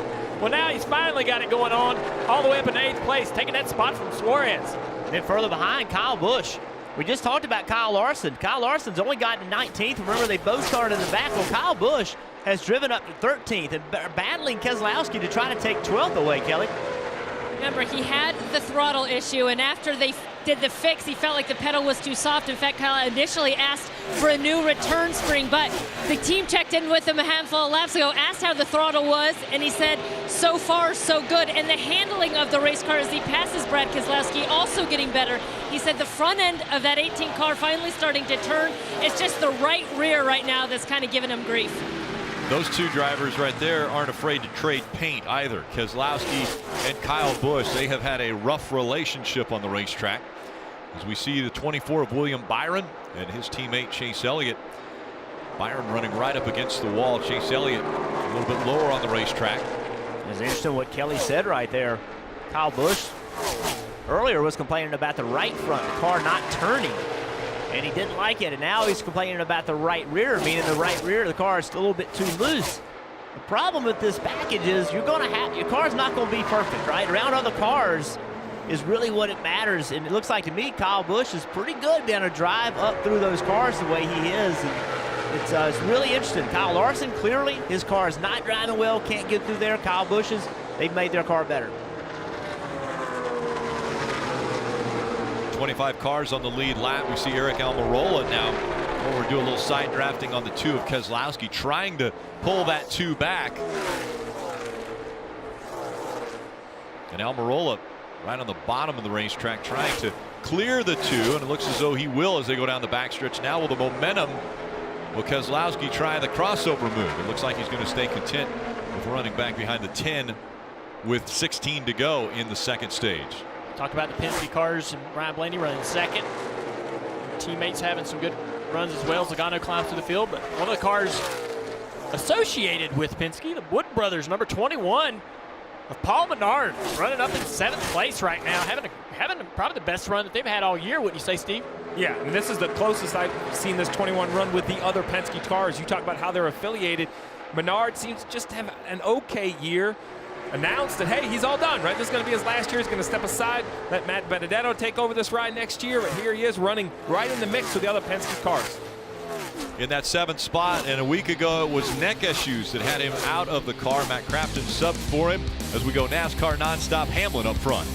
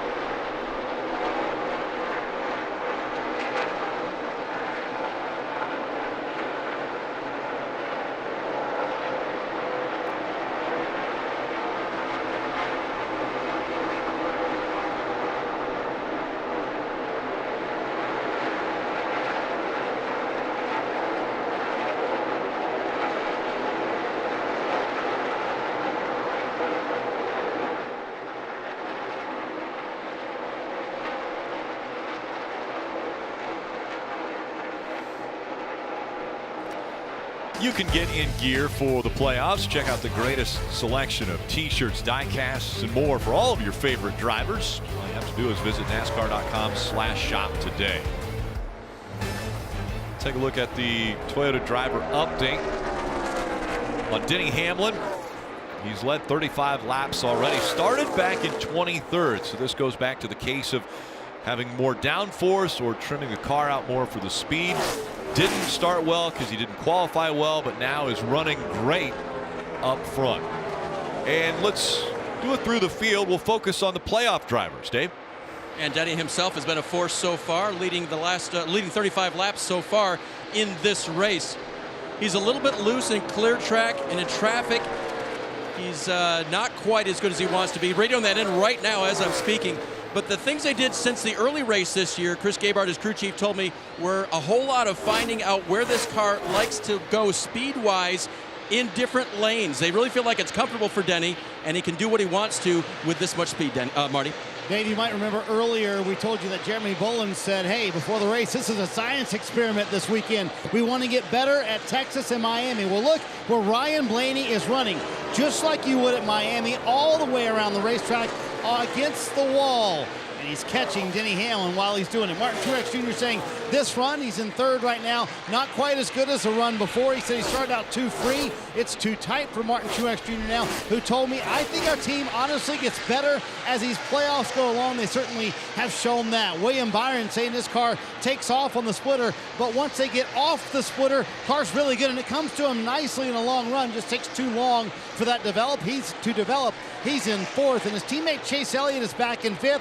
He said, I just can't get off the right rear. I'm just sliding that right rear all over the racetrack. Car way too free still for that 9. Dave? From the back of the pack to 6th place, Kevin Harvick. A very loose race car right now, but getting a lot of encouragement from the pit box. They say, we know it's that way, pal. We'll fix you up next time you're down pit road, Marty. Joey Logano has been a stage point machine today, Dave. Got 10 and won the first stage after starting 29th after that late caution. Here he is in 7th, in position to get stage points once again. And right now, plus 19 above the cut line. So the car is just a little bit too free for him. Clint Boyer has not mentioned a word about that vibration. He sits in ninth, stands a chance to get some stage points as well. Said his car takes off tight, especially off turn 4. That's his biggest issue, Kelly. Just behind him, the 18 of Kyle Busch. He hasn't won in 17 races, but neither Kyle nor his team concerned because they feel like they've had the speed and performance to do it, just haven't put a whole race together. Kyle just needs to get the rear end of that 18 car to cooperate a little bit better, and they think that they'll be fast, Dave. Kyle Larson locked into the round of 8 and inching his way forward in the 42, now up to the 14th position. That was from 24th on the restart. Kelly? Alex Bowman running 15th, essentially in a must-win situation. They had damage on lap 9, and he has spent a lot of time on pit road as they have worked on the left quarter panel of that 88 car, trying to get it to handle better. It seems like it's paying off. He is back on the lead lap, but he has a lot of ground to make up if he's going to advance to the round of 8. Right behind him is the 2 of Brad Keselowski. Remember, he was the winner here in the spring, and while he said that obviously gave him some confidence coming back here in the fall, they weren't quite as comfortable with the handling of this race car as they were in the spring. Remember, this one is set up for speed and short runs. He's going to be hoping for a late race caution, Rick.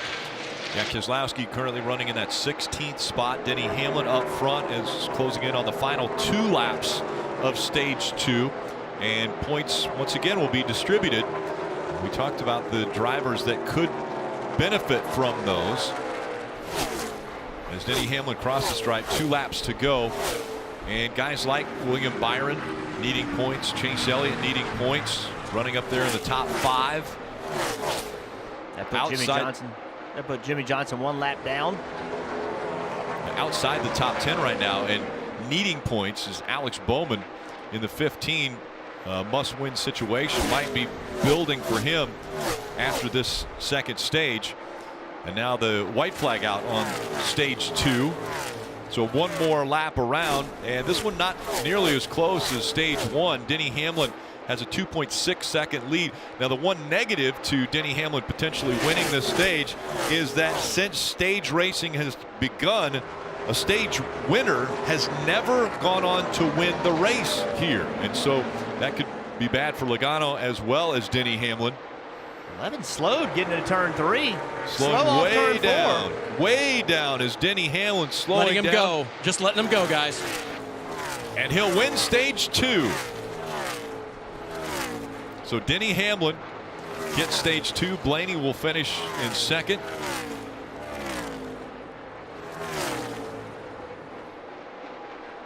And surprising, maybe a little bit of respect there shown to Jimmy Johnson. Denny Hamlin is going to win stage 2 at Kansas.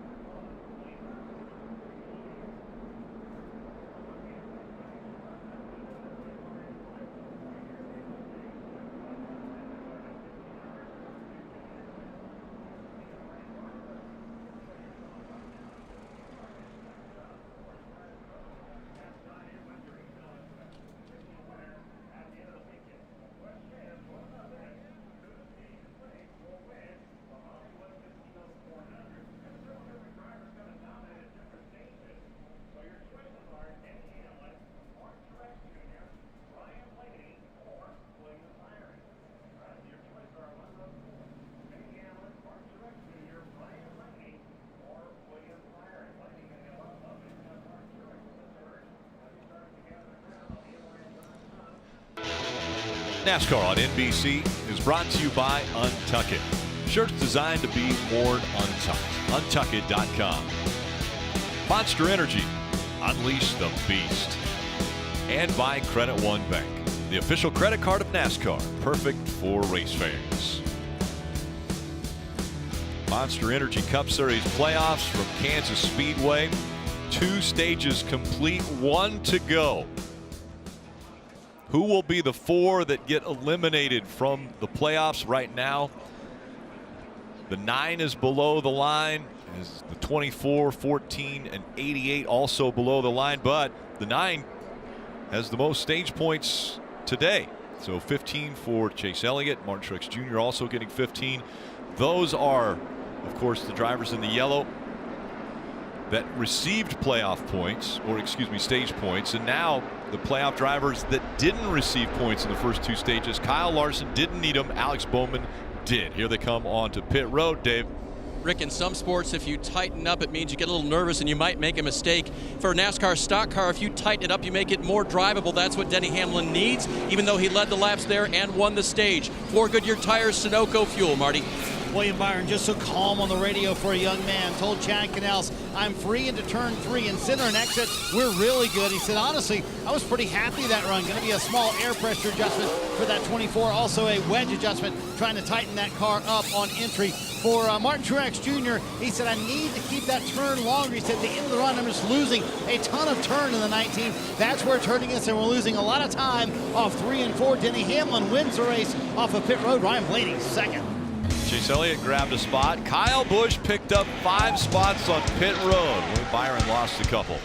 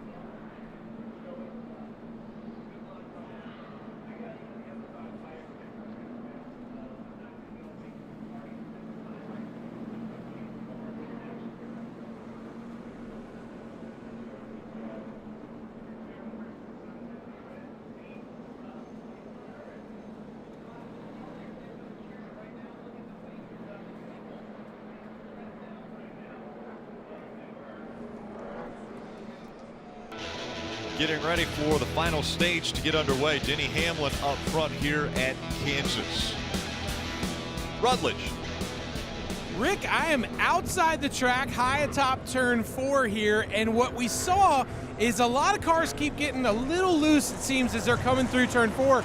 And I realize it has a lot to do with the wind. I brought my trusty wind meter up here. So I'm getting hits as high as 17, 18, 19 miles an hour. Sustained is usually just above 10. So I'm wondering, Dale Jr., when you're at a track like this and you barrel into turn 4, when you have 20 miles an hour wind pushing you from the side, can you feel that a lot as a driver, and how do you try to take that into account? Absolutely. When the wind's on the race car, going into the corner, if you have wind on the nose of the car, it actually makes the car feel better. Yeah, we've talked about that. If you have wind in the back of the car or in the left door while you're going through the corner, it tries to spin you out. It tries to shove you up the racetrack. So that can be really uncomfortable. But everybody has to deal with that wind. It's not just you out there. But hopefully, you know, you're thinking about that when you're making adjustments to your car. Some things you're not going to fix because of the wind. That's the biggest thing is I have to filter out what can I fix and what can't I. The wind I'm not going to be able to fix. And it makes the two ends of the racetrack drive so different. That sometimes is the toughest compromise. And then with all of this downforce, a gust. Well, we didn't want to talk about gusty wind. That changes everything, Rick. That makes a crew chief's job very difficult. So now you've got to worry about the wind too, not only the competition and the lines that you've got to run around this racetrack and thinking about points, but the wind comes into it as well? Yeah, it's always something. In this racetrack, the wind has always been here. It's always been a factor. Right now, though, I think Chase Elliott and William Byron sitting here starting 4th and 6th. I think after these first 2 stages, they feel like this is a must-win situation. They're both starting toward the front. I'm really interested to watch how aggressive they get on this restart. 4 drivers are now locked into the round of 8. The 11 and 19 via points are now secured in the round of 8. They will have a chance to get into the championship 4. Will someone join them via a win, or will it be points that get the remaining drivers into the round of 8? The final stage is underway.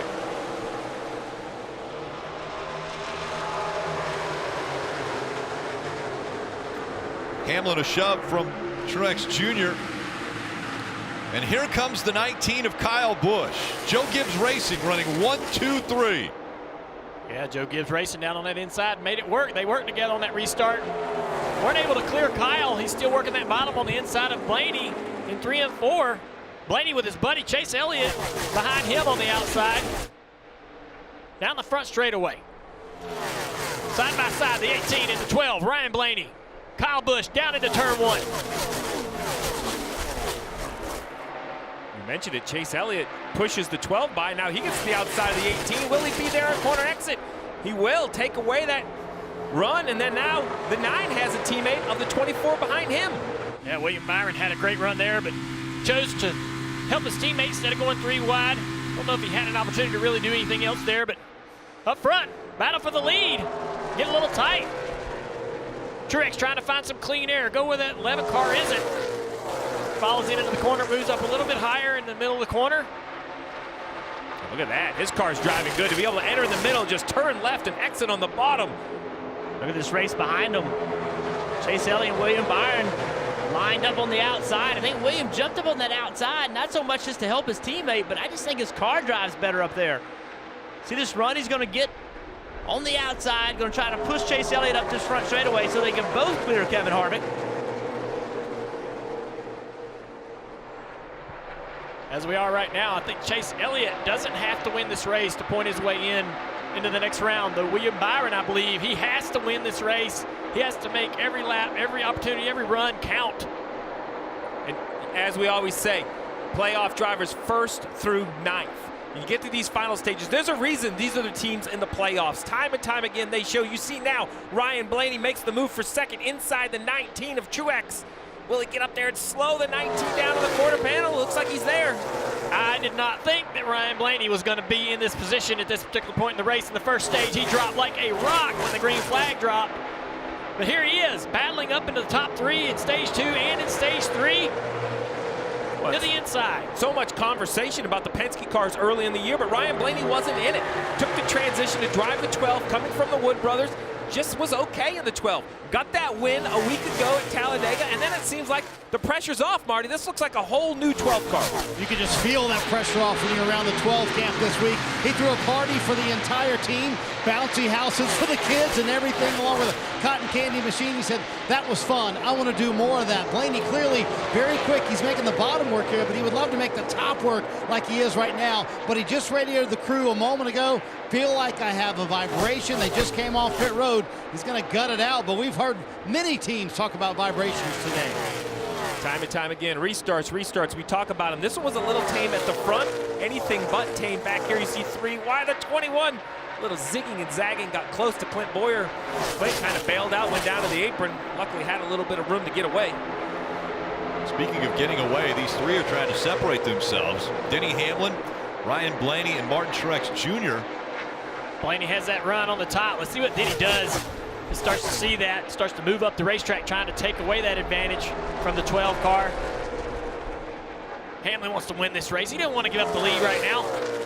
Okay, move a little bit higher. Yep, there he goes. Trying to take away the line from the 12 of Ryan Blaney, making it difficult on that 12 car to advance and put any pressure on him. He kind of made that decision to run the top lane a little bit late, though, I thought. Seemed to hurt his speed a little bit. See how Blaney just committed to run the top? Almost like Hamlin was trying to guess where Blaney was going to go. Kind of air block it, you know, take that air away from him.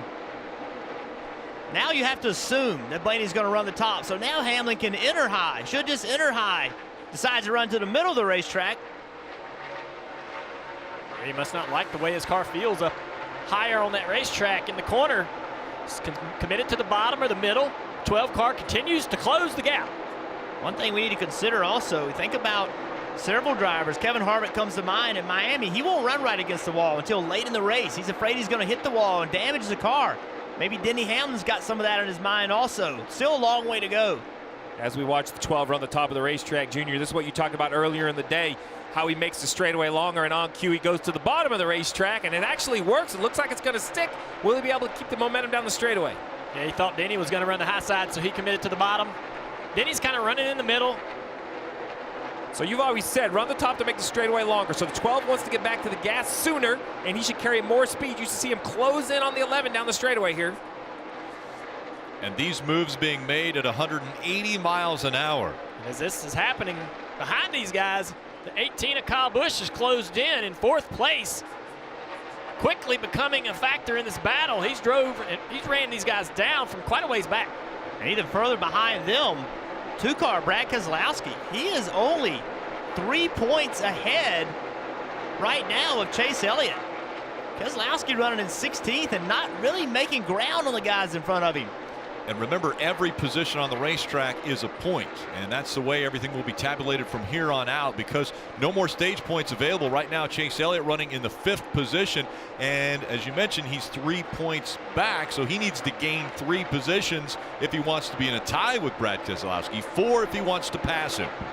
You saw it right there, the 12 car trying to guess where the 11's going. Every time he goes in the corner, he's got to figure out, all right, where's that limb going to go? And Denny's not being consistent with that, trying to keep that guessing game up. Is that the reason, right? Is he being inconsistent just to throw the 12 off? I think so. I mean, Denny's pretty clever. What a run by the 18 of Kyle Busch, though. He's up to 3rd now.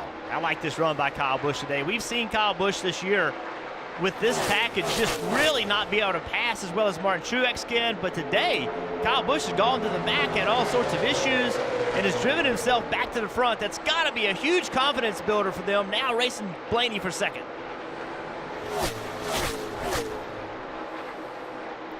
And sucking up on the back of the 12 of Ryan Blaney, Kyle Busch, the man on the move. Denny Hamlin still leading.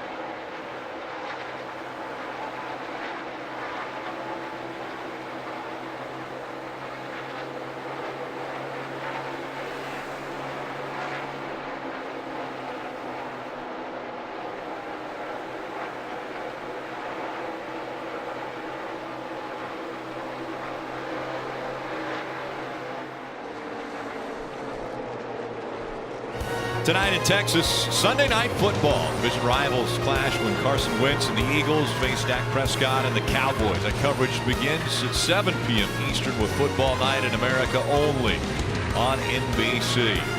Only 84 laps remaining in the Hollywood Casino 400 from Kansas Speedway. And now the fight for second is heating up. Ryan Blaney has a mere full of the 18 of Kyle Busch. Blaney was up there battling Hamlin for the lead. Hamlin seems to be able to drive away on the long run. The 12 car starting to struggle just a little bit, falling back into the clutches of the 18 car Kyle Busch here. It almost looked like the Blaney was faster than Hamlin. They drove into turn 3. Hamlin went up the racetrack, took away that outside lane, and then from that lap on, this car has not had the same speed. You wonder if it got the front tires heated up or something. And, you know, it got real tight behind him. And it looked like the exact same thing just happened to the 18 car. Trying to run that high line exactly where the 12 is. You can only get close enough to a point before that arrow starts to become a problem and you have to move to a different lane. Kelly.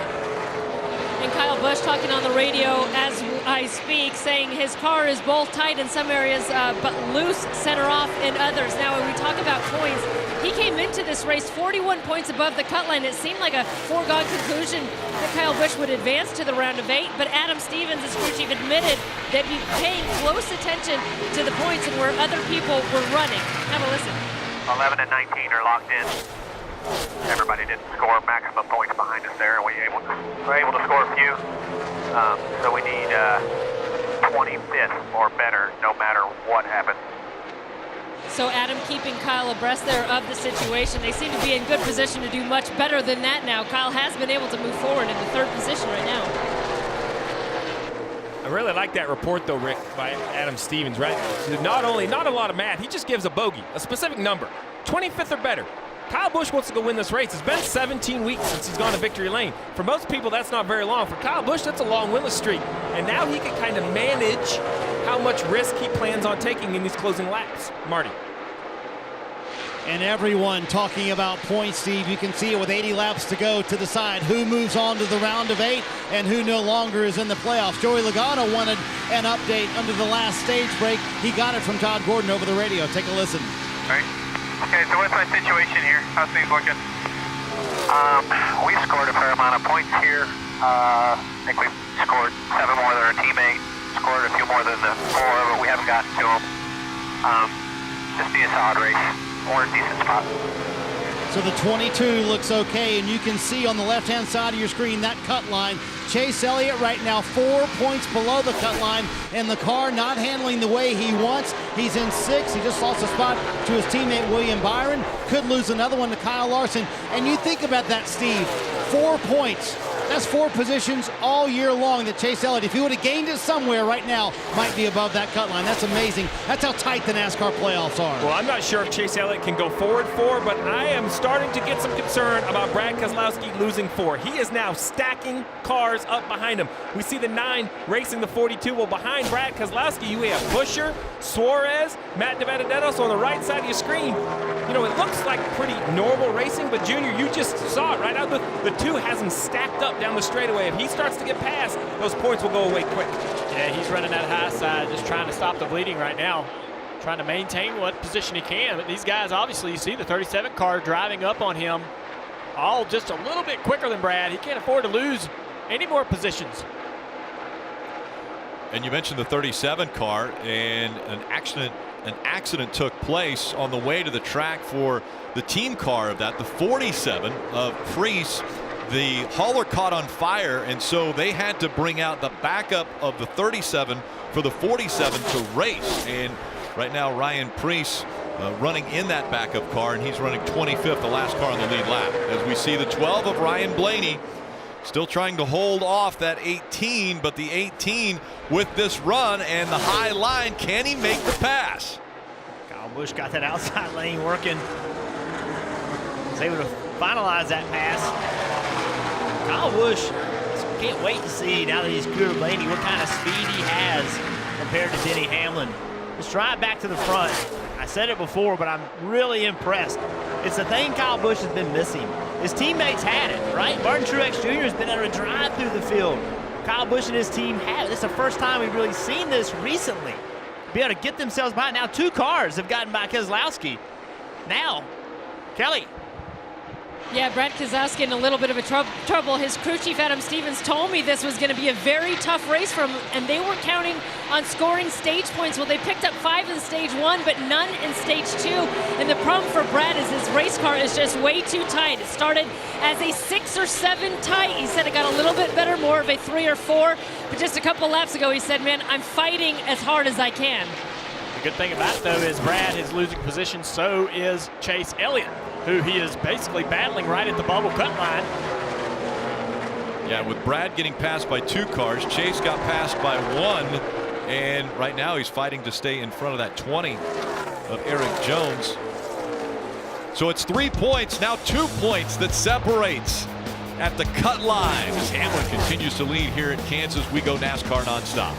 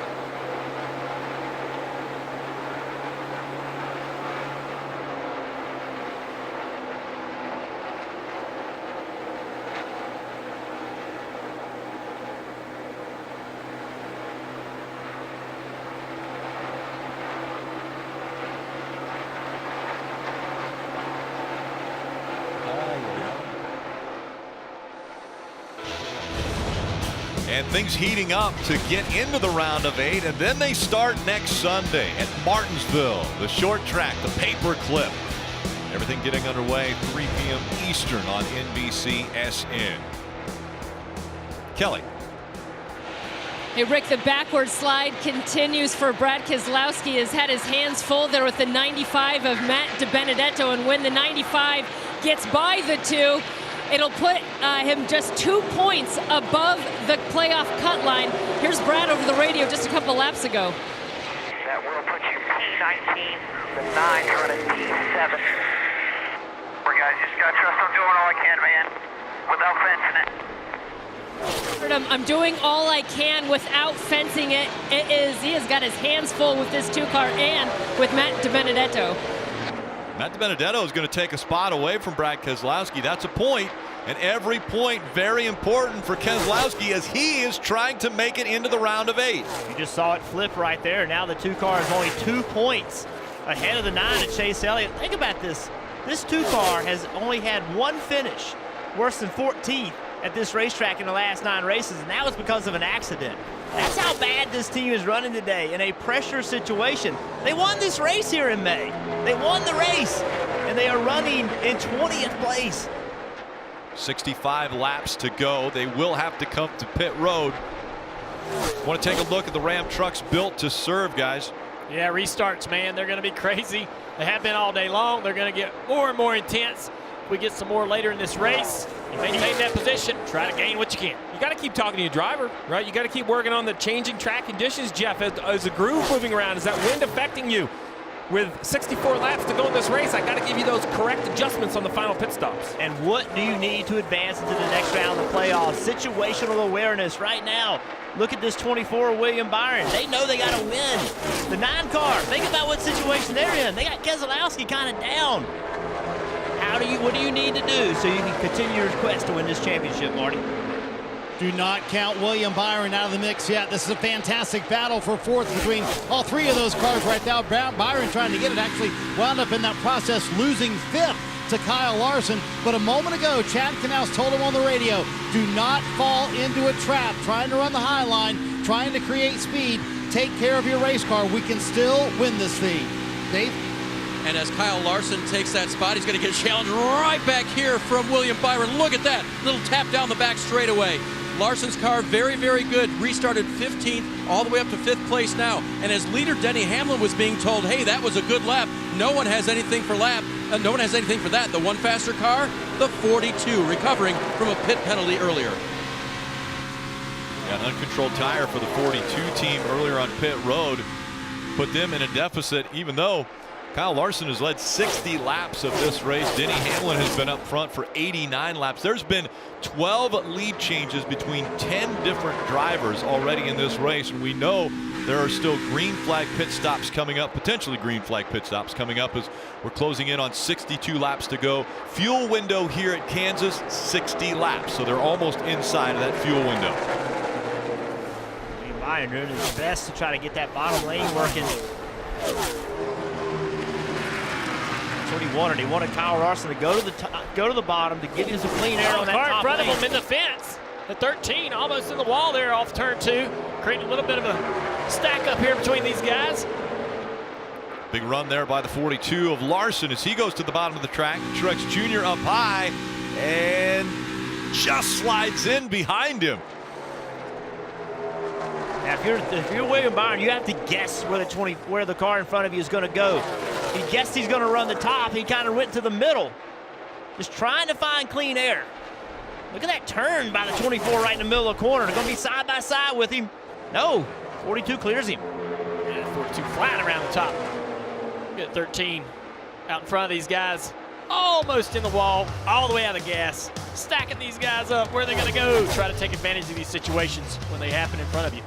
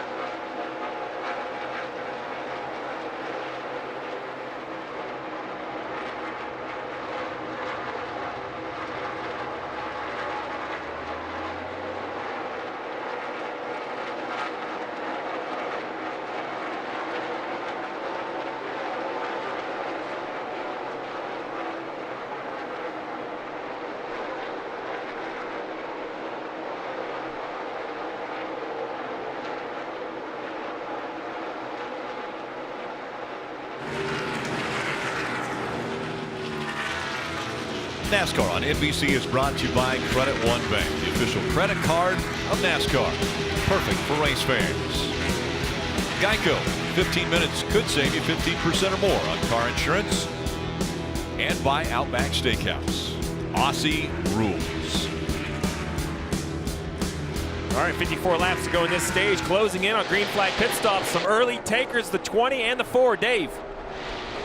On pit road now, Eric Jones and Kevin Harvick. A little bit free for Harvick's car, so they'll make an adjustment here, give him 4 tires, and fill up full of Sunoco fuel. 53 to go, Steve. They're pretty much inside the number, unless we have overtime. Yeah, I think they could be going. They're almost 60, so I think 53 won't be a problem. The big question, though, is mistakes. You cannot have a mistake. We talk about how close the points are. Speeding penalty, tire penalty, miss your pit box, any sort of issue, you could give up a tremendous amount of points. So execution's going to have to be great, Marty. Clint Boyer coming down pit road. The original plan was to come with their teammate Kevin Harvick. That message was relayed too late to Clint, so they come this lap a lap later than Harvick. Been doing a nice job today, hovering right around the 10th position, but not going to be enough to be able to advance him in the playoffs, it looks like so far. Boyer saying his car just struggling with it being way too tight, especially over in turn 3 and 4, Dave. Kyle Larson crosses behind the 19 of Martin Truex, and 4 tires for him as well. Car was a little bit free this time, so they'll tighten it up just a little bit. Chassis going in the window there, Marty. Martin Truex Jr. is also on pit road. See him bottom of the screen, Dave, saying the car really tight, and he can't run the top like everybody else is able to because it's so tight. And 3 and 4 is where he's losing a lot of time. William Byron also on pit road. His car too free, actually. Very small air pressure adjustment for the 24, Kelly. And Brad Keselowski also not able to run up top. His car just jumping between being way too free to way too tight. Hopefully the last adjustment will help out Brad Keselowski. Joey Logano, top of your screen. Also Chase Elliott, bottom of your screen. Logano saying he's good on the bottom, but a touch too free to run the wall. He also had a vibration for much of that run, but said the vibration got a little bit better. Clearly, Chase Elliott's car was not to his liking, still too free. He said, guys, we've got to be better. He lost spots there and close on that cut line with Brad Keselowski, Kelly. Kyle Busch coming to pit road from the 2nd position. He said that his 18 car is just a tick on the tight side everywhere on the racetrack. He told him to go half back on the adjustments they made last time on pit road. 4 tires, Marty. What a solid day it's been for Ryan Blaney after the win at Talladega, having a nice top 5 run here at Kansas. Said the car just too free, and that's hurting him when he's running the wall. Going to be an air pressure adjustment, trying to tighten him up. We'll see if he was able to gain any spots, Dave. Denny Hamlin clear entry into his pit here. The leader giving up that spot to come down. 4 tires and fuel. The car just a little bit on the tight side, but nothing that he couldn't handle. Love the way that it drove. Didn't want very big a change here, if any. Perhaps air pressure adjustment in one of those Goodyear's tires. Air pressure adjustments, and how well did Denny Hamlin do? He ran an extra lap versus the 18 of Kyle Busch. How did the 18 get on pit road? He's known for that. So we're going to see as the 11 is just now leaving pit road, the 18 is exiting turn 4. You know, you seem like the big difference, but at 180 miles an hour, it's going to exit quick. The 11 is blending through 1 and 2. The 18 going into turn 1 at speed. Remember, these are restricted engines, 550 horsepower. The momentum does matter. Here comes the 18. Exit of turn 4. He's going to see Denny Hamlin up in front. I think Hamlin is going to keep the spot right there. Great job by Denny. A lap later, Daly had to do a great job on and off pit road to keep the gap that big. Yeah, that was a great job getting on pit road, maximizing his entry and the exit. Also a great stop by the pit crew. We're showing you this. You see Alex Bowman currently leading in Stenhouse Jr. All those cars have to come to pit road. This is that Hail Mary, right, Rick? Alex Bowman, the 88. They need something magical to happen. So they say, let's stay on the racetrack. 48 laps to go. We're trying to make it into the next round of the playoffs. Yeah, they're hoping for a yellow right now. He's out there running behind his teammate, Chase Elliott. Chase just on the lead lap. 3 cars still need to come to pit road. Bowman, Stenhouse Jr., Hemrick.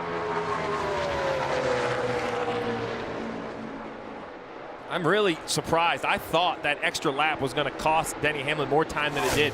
Did a really nice job. So much traffic on and off pit road. You see Chase Elliott right here. Did they make the right adjustments, right? He was gaining points on Brad Keselowski as they cycled through. Have they made the right adjustments for him to make a run in these final 46 laps?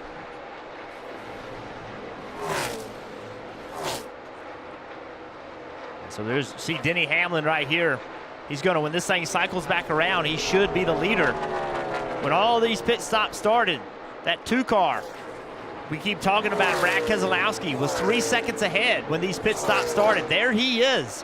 Right now, Denny Hamlin can see him. Keselowski knows that. The last thing Keselowski wants is to get lapped.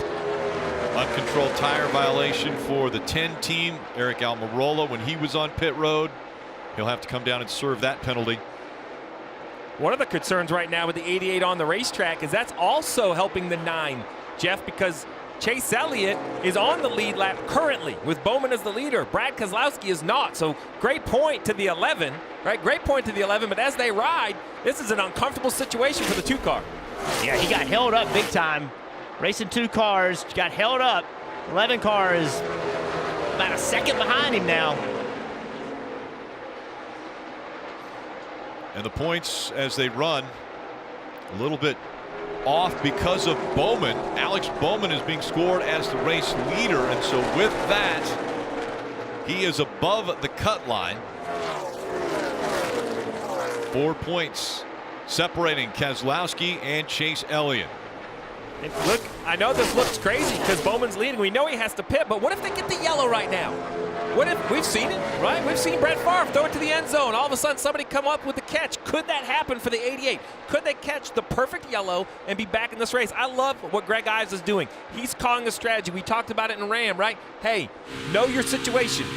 Well, guess what? Alex Bowman's situation, they want it to be better, but it isn't. You can't change it now, right? Greg Ives is sticking to the moment, sticking in the game, giving his driver at least a chance. Yeah, it's his only opportunity. It's the only thing they can do right now, because they've not been able to get any stage points throughout the day. See how much slower he is to the cars that do have new tires, so they're sailing it in there. This is the Hail Mary, all or nothing for this 88 team. And then what a year it's been for the 88, though. Alex Bowman finally going to victory lane after a bunch of second-place finishes. I personally, oh, there you go. Road here. Yeah, hand out the window. So now, so much for the Hail Mary. He's going to have to come to pit road. And Steve, when we're in Kansas City, the Hail Mary should be by Mahomes. Well, man, I was waiting for the injury update, Rick. I didn't dare discuss it. Nice job on and off pit road. Coming to you, Kelly. Yeah, so once again, Alex Bowman staying on track until his car started to sputter, and then he hit the reserve fuel switch and immediately came to pit road. This is a car they've had to work on a lot of damage on the left side of it, and he still doesn't have the handling right, so he has nothing to lean on up against the fence. 4 tires for Bowman. This is huge right here. Could the 11 get by Keselowski? Brad Keselowski fighting for spots, but if he goes a lap down, it will be difficult for him to gain any positions. And right now, he's about to go a lap down. Denny Hamlin about to pass him. Oh, Brad almost into the back of the lap car. McDowell off of turn 4. That cost him a lot of speed. He knows how serious this situation is. He's been told that Chase Elliott is way ahead of him. All this is allowing that 18 car back there in the screen, back there in the shot to close the gap just a little bit on Denny. Brad Keselowski right now, you're going to see him trying to run whatever lane he thinks Denny Hamlin wants to run. Take the air off that car. Goes to the top. Oh, the 88 car out on the racetrack with new tires, but that's not going to keep the 11 car from putting the 2-car lap down. And now positions will be so difficult to gain for Brad Keselowski. He's a lap down. Elliott right now 3 points behind. Chase Elliott running in the 8th position. He has cars in front of him that he can grab those spots from, grab those points that he needs. The 11 car puts his 88 a lap down right here, Steve. I believe this is right.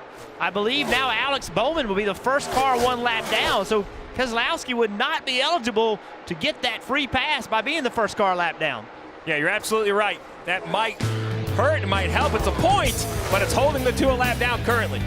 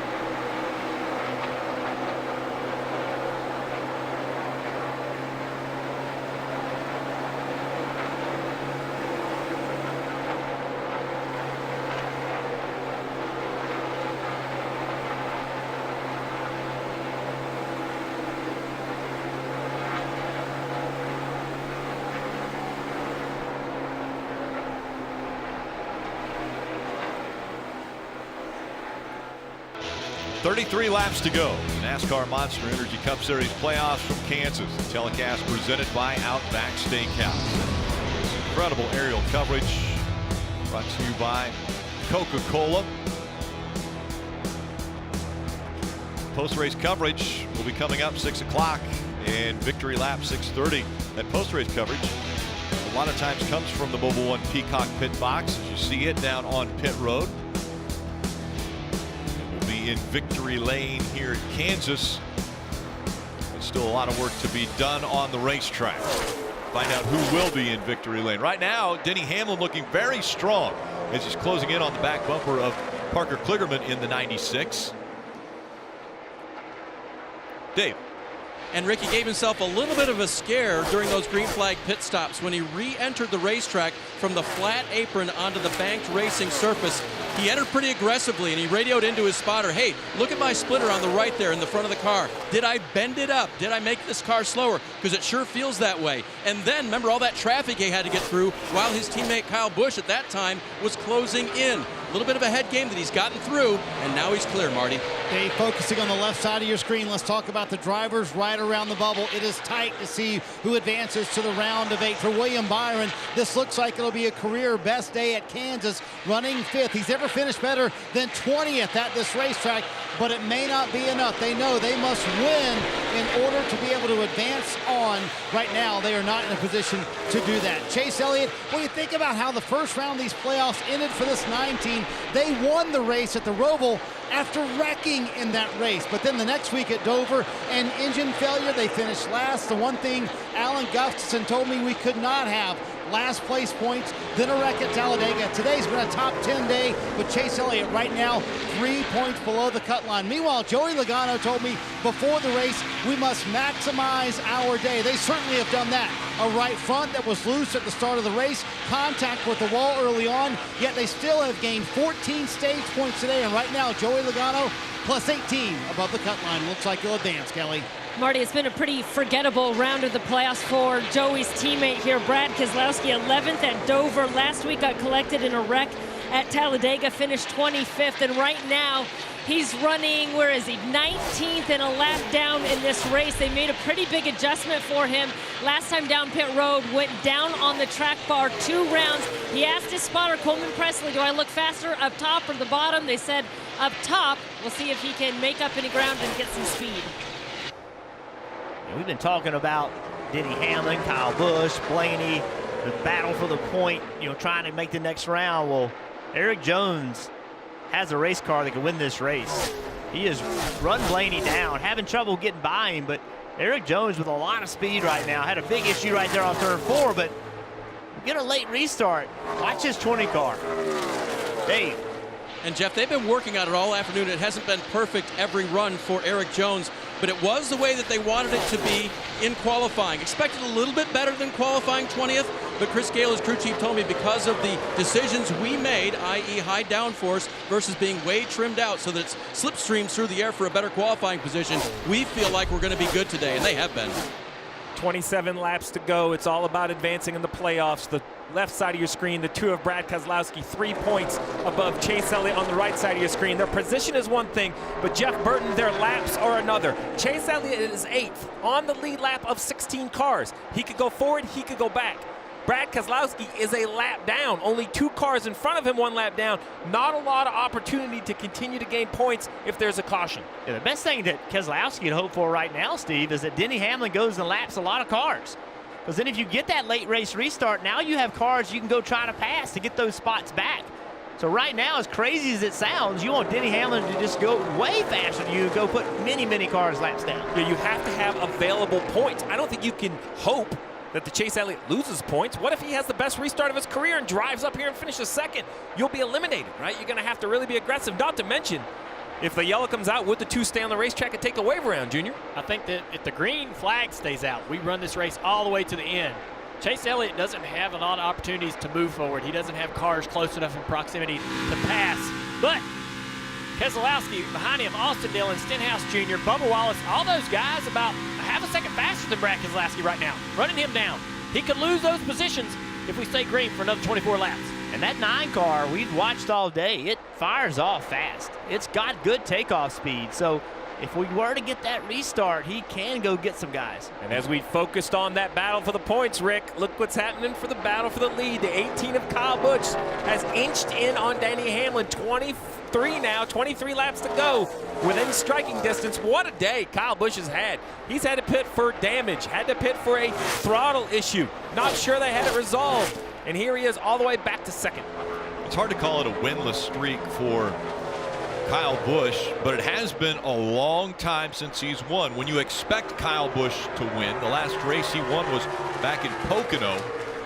It's been 17 races, and that's a long time for Kyle Busch. If he gets hot and gets rolling with just 4 races to go in the season, he will definitely be a favorite for the championship. He is a little quicker than that 11 car as he's closing that gap up. But as he gets closer to the 11, the air gets worse off the back of that 11 car. The advantage that he has goes away. Then he starts to see him closing in, starts to change his line or put himself in position to take the air away from that 18 car. Denny Hamlin still holds serve here. He still holds the advantage, even though maybe not the faster car. He's going to have that problem here in just a little bit because they're catching Paul Menard.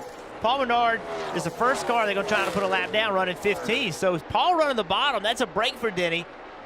Denny's got that clean air up top. Dave.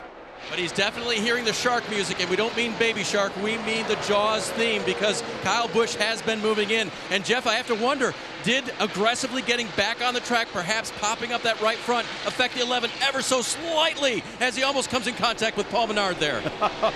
Maybe made a little contact there with Paul Menard. Couldn't keep it down on the racetrack. Might have gone into the back of the 21. That shows you right there what these drivers have in their mind. They cannot get hung up behind another car. Denny Hamlin underneath Paul Menard. Menard loose. Denny Hamlin pushing the issue, trying to get by him. Saw a crack in the armor, wanted to jump through it. You just can't hold up. You can't wait. He lifts right there. The 18's all over the back of the 11. When you see that was 1 lap car, here come a few more. The slower ones are pulling over, but the 47 has pretty good pace. How hard will the 47 of Priest decide to race him? He's currently 1 down. You really need to stay 1 down. He goes to the bottom, gives him the top. Will this hurt the momentum of the 11 at all? It's another lap car that potentially Keselowski could grab if he needs to. But right now, the way Chase Elliott is running, he hasn't been able to close the gap on Martin Truex Jr. As a matter of fact, it's 4 seconds that separate him from the next car in front of him, which is that 19. So those are points he has to gain. And now the 9 coming up on the back of the 2, which the 9 is going to go by the 2 and put him behind him at least a lap. But those 2 fighting for that final transfer spot.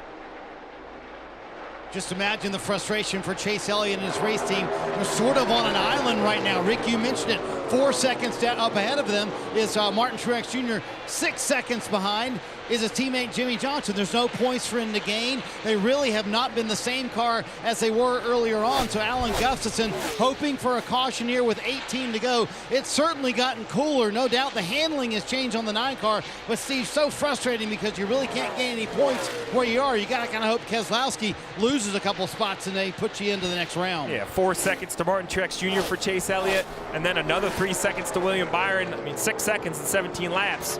I just don't see it happening. But remember, that caution we saw at the end of stage 1 changed everything. With 5 laps to go, this race is far from over, both for the lead and for the final playoff spot.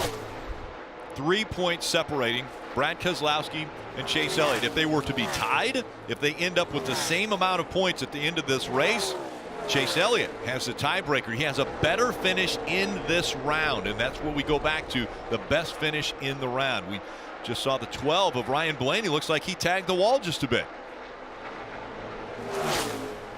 Yeah, their whole right side looks pretty flat, and I can actually see the damage on the right front. Oh, yeah, look at that.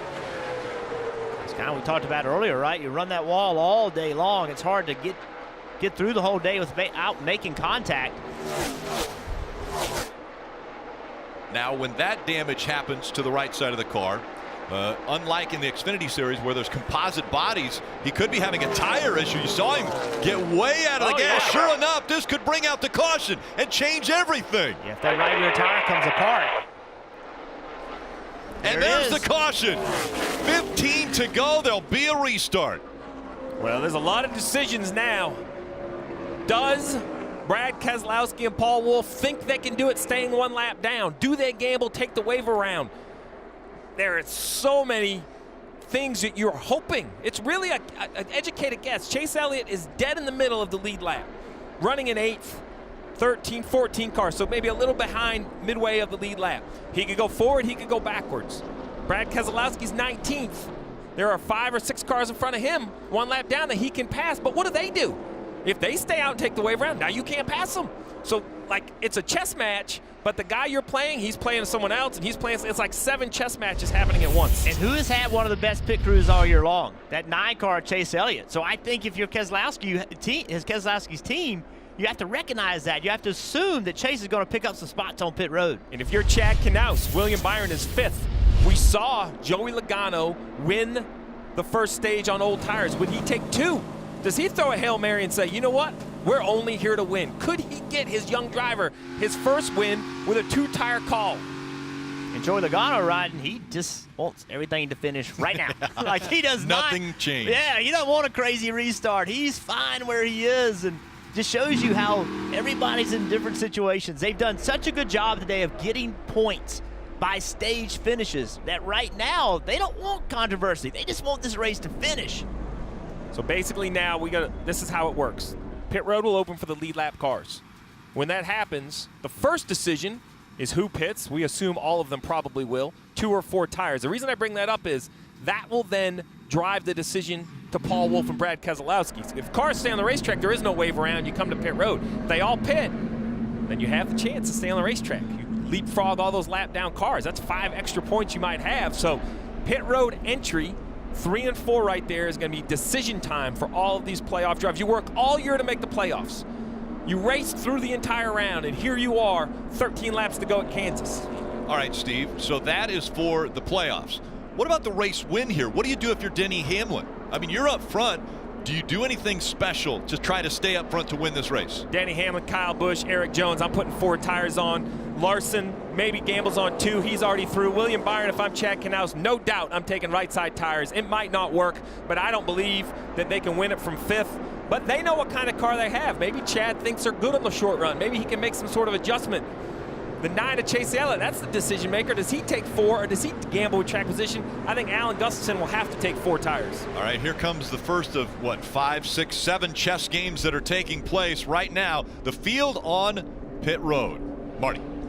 Oh, man, Rick, pit stops with 13 to go that could decide who goes to the round of 8 and who stays home from the playoffs. Joey Logano said he's still too loose, can't run the wall like he would like. They're in a pretty good position as they come to pit road, pretty far above the cut line. Chase Elliott, though, said his car, what you did last time only helped it for a little bit. For a 10-lap run, I think we'll be okay. They're going to go 4 tires for Chase Elliott, and then William Byron also going 4 tires as well. For some reason, he said at the end of that run, we lost a ton of grip. I don't know why. A number of cars take 2. A lot of them the 4, though, Rick, and the guys around the bubble all went with 4. Look at that, Steve.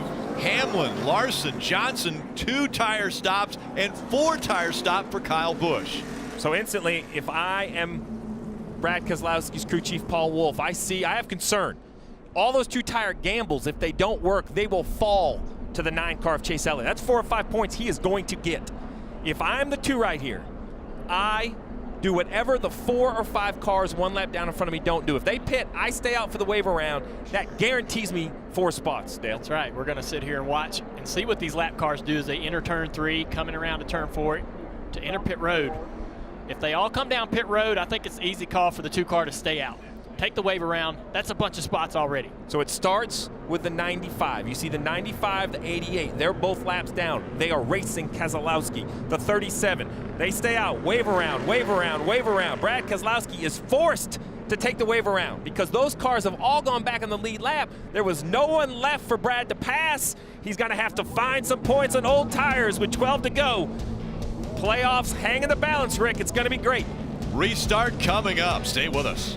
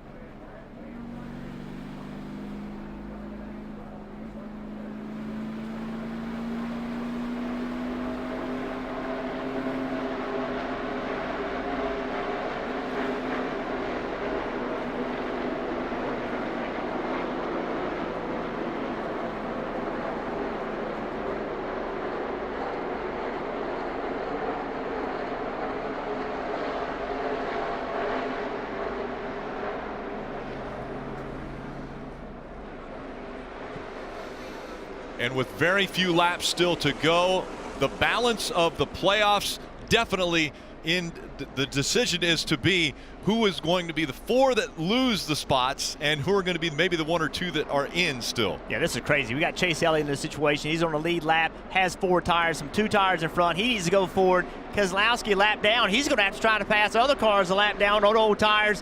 This is going to be wild. It's going to be crazy. Let's bring in Steven Jr.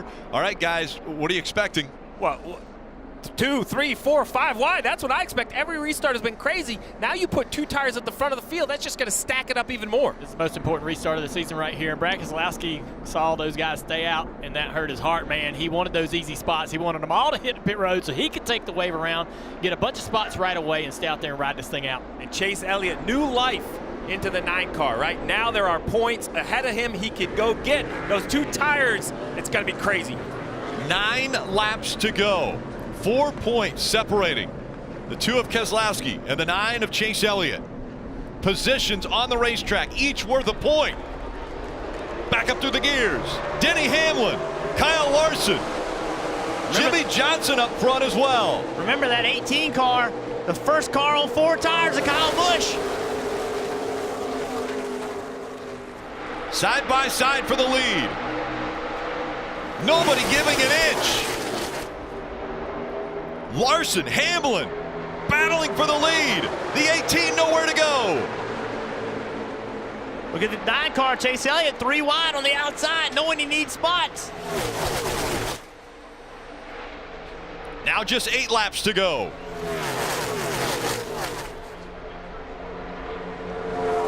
Here comes the 18. He goes to the bottom of the racetrack. Eric Jones coming into play as well in the 20. So far, those 2 tires are paying off for these guys. 4 tires not really coming that fast. Chase Elliott trying to make them work back there. And so is Kyle Busch in the 18. Here comes the 9, though. A good run by Chase Elliott. A little contact. They stay straight. That's going to break the momentum. That's going to give Chase 2 spots right there. That was a huge game for Chase Elliott. Those 2 spots, now they're even in points. Chase takes the line away from the 42 down the back straightaway. There you see it, the 2 on the right side battling the 88. That's the 9's teammate. Help your teammate out. Outrun the 2 on the left side. The 9 of Chase Elliott. He has a little bit of gap. A teammate behind, 2 cars in front. If it's a tie, Chase Elliott holds the tiebreaker. Has the better finish in this round. Just 6 laps to go. Now Brad's under assault. The 37, the 17. Hassling right here for position. If Keselowski gets passed by the 37, that's a point away from him. And the 17 as well. Chase sitting in 3rd place comfortably with a teammate behind him. Chase trying to get more, though. Chase is thinking win. Forget points. That's a win. 2 spots in front. No more points, no more math. It's a golden ticket. Denny on 2 tires. Kyle Busch on 4. Chase Elliott on 4. 5 laps to go. Tiebreaker, so keep pushing. There you heard it. We win the tiebreaker. Right now, they are tied for points. Big run down the back straightaway by Chase Elliott to the inside of Kyle Busch for 2nd. Another point. That'll put him ahead. Chase Elliott driving up on the 11 car of Denny Hamlin. Can he win? And Stenhouse by the 2 of Keselowski. And here comes the 37. He's also going to try to get by the 2. Now, 4 laps to go. All right, now Chase Elliott. He has win on his mind. You guys said it over there just a minute ago. He's got a really good car. No doubt, no matter what happens, if Chase Elliott wins, he knows he's advancing. Wow. What a turn of events the caution brings out. Chase to the middle of the racetrack. He's got the advantage of tires. Can he make this run off the corner? Caution's out. And the caution has come out. Wreck on the backstretch. Big crash. Bubba Wallace in the 43 involved, as is the 36 of Matt Tifft. Now, think about this, guys. This allows the 2 to come on pit road and get tires. But these guys in the front, they can't pit. That's the wheel from Bubba Wallace's number 43. No, Jeff, there's no pitting at this point. There's no pitting for the front. Keselowski back in 18th. He might try to come get some tires. Keselowski's got to pit. Yeah, he's out. He's going to be out if he doesn't pit. He has got to pit and put tires on it. I'll get the temps cooled off if you want to tape it up. Put tires on it. I like what he's thinking already. I'm going to cool it off. Put some tape on it. Green, white, checkered. And look at the 43 of Bubba Wallace. What happens? How much damage to this race car as we see him climbing out.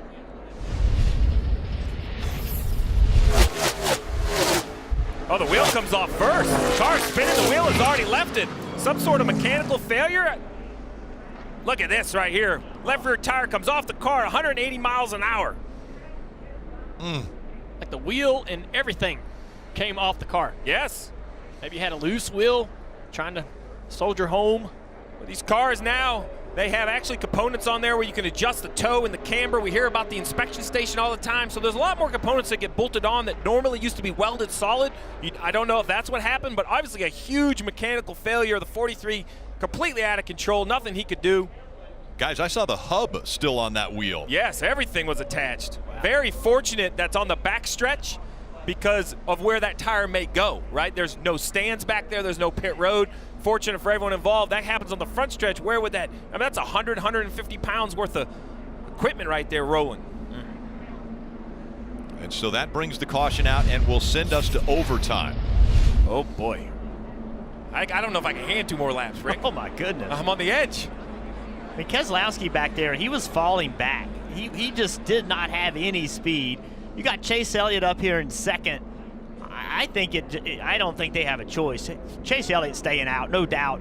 Keselowski's got to find a way to go forward. The only way to do that is get some tires on this thing. I think if I'm, the spotter, the crew chief for Chase Elliott, I'm telling him about this situation and how this is putting Brad in a favorable position to go get tires. Chase, I need you to win. We were in with that second place finish, if that's where you were going to end out. But I need you to go try to win this race on this restart. I think regardless, the winning mindset is how the 9 advances, right? Even if it's points, whatever, I want you to think victory lane here. Be as aggressive as it needs to be. And if it doesn't work, that's fine. It wasn't meant to be. But let's not start counting points here. You've put yourself all the way up. And this is actually going to be a decision time for the 2. Little surprised, Jeff. Cars came in front of him. Will Paul try to take rights and get some track position, or will they take 4, Kelly? Well, we're about to find out. He asked Brad how his car was, and he said it was just tight. We just have these old tires on it, so it will be 4 fresh Goodyear tires for Brad Keselowski, who has new life on this final restart, the overtime. And there's the 88 of Alex Bowman as well. He really needs a lot of help. He's basically in a must-win for him. 4 tires for the 88. Must win, and he's going to have to pass a lot of cars because a lot stayed out. The first one to come was 13th, Kurt Busch. Well, they did a good job on pit road. They came on pit road behind many cars, came out only behind the 1 car. Well, all the excitement that you're seeing here at the 1.5 miles, think about the fact that we're going to Martinsville next, the paperclip, the short track. Beating and banging for every position, and that will be the first opportunity for someone to advance to the championship 4. You can get tickets by going to NASCAR.com/tickets for Martinsville race. Rick, think of some of the races we've seen at Martinsville in the playoffs. I mean, whew. I always leave there feeling like that's the best NASCAR has to offer. Yeah. At the end of that race, and it's just amazing in the playoffs. Kansas Speedway has something to say about that right here. Oh, my goodness. This green-white checker is going to be unreal. The 9 has the opportunity, right? Forget the 2. Chase Elliott, I thought Kyle Busch was in position. Chase Elliott went and just took it away from Kyle Busch, second position. Denny Hamlin's only on left side tires. He didn't change 4 tires. Chase Elliott has the best tires. Will he be able to make those pay off? The counter is Brad Keselowski. He came to pit road. This caution almost gave him a little bit of new life. Now he's back here in the 15th position. How aggressive will Chase be? I mean, him and Denny had a little history in the playoff. They're not thinking about that now, but Chase has to be as aggressive as possible. The season's on the line right here because I think Brad's going to do enough in points to get himself in position to take that position to go in the next round away from Chase Elliott if Chase cannot win this race. Hey, guys, so I mentioned that 2 car came on pit road and picked up a bunch of spots. Look at the points right now. The 2 car is ahead on points of the 9 car because of the good work that team did. That forces, you said it earlier, Junior, but right now, after those pit stops, there's no question that Chase Elliott has to go win this race. Yeah, he has one spot in front of him right now, and that's Denny Hamlin. Marty. Let's find the mindset from the coach, Alan Gustafson, right before overtime hits here. So are you back in a must-win scenario, Alan, with the two taking tires there? Yeah, I mean, I think we got to win the race and can control our own destiny. Certainly he can, not have a good restart or something can happen, but we don't want to leave it a chance, We'll see. We didn't need that caution. I think we were in really good shape to win right there, but hey, we got a chance here. We'll see if we can't get it done. You said no question on your behalf for 4 tires there, but did you expect a restart like that from Chase? Yeah, for sure. I knew he could do it. Our car's been good on short runs all day, and yeah, 2 tires. I mean, there's a lot of laps on the tires, so I'm not sure, but yeah, so we'll see how it goes here. It's just going to be about getting up to speed. These cars are so slow now, like it takes forever to get up to speed, so we'll see what happens. Going to see what happens here, and as he mentions, 4 tires for that Chase Elliott on that last stop, Steve. Denny Hamlin, who's going to restart right beside him, only took 2. This should be fun. Yeah, a little surprised, too, that gave Chase Elliott the outside lane. I thought the 11 would have been up there. I love the attitude by Alan Gustafson. We have to go win. That's it. But, guys, there's even more to this. Remember, Joey Logano, he's plus 10 in the 13th position. There are enough cars out here in the lead lap that if he gets in an accident here in the restart, he's not safe.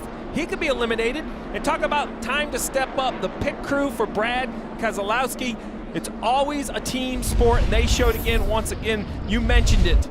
Jeff, look at all the cars he pits behind. 4 cars in front of him that come in.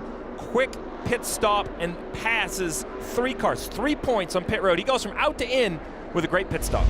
You look at the choice of the bottom groove by the 11 car for this restart. Think back to Talladega, the leader choosing the bottom, because he's going to wave to his teammate behind him in the 18 car and say, I'm getting ready to get on the gas. I want you to go. All right, but if he's on the outside, he's waving to the entire field. Everyone can see that. By being on the bottom, he controls when he goes, when his teammate goes to get that push. He's going to need that 18 car to push him down into 1. And that 20 car on the outside behind the 9. Erik Jones, he's here for one thing and one thing only. That's to win this race, not in the playoffs. Yeah, he doesn't want to help the 9. He's a teammate to Denny Hamlin, as is Kyle Busch. It's overtime, presented by Credit One Bank. A good shove from the 18. And there's the 20 moving to the outside, trying to get by the 9 of Chase Elliott. Chase has no choice but to get in that bottom groove. A great restart for the 11 of Denny Hamlin. If they get all the way back around to the white flag, the next flag will determine the end of the race. Huge push by the 18 of Kyle Busch on to Denny Hamlin. That's what hurt the 9 of Chase Elliott. Here they come. Oh! And behind him, hard into the wall. Logano, there's Logano. The caution, Logano is wrecked. Did the caution come out before he got the white flag? Incredible job by Joey Logano not to drive up the racetrack and get in the wall to get that car corrected.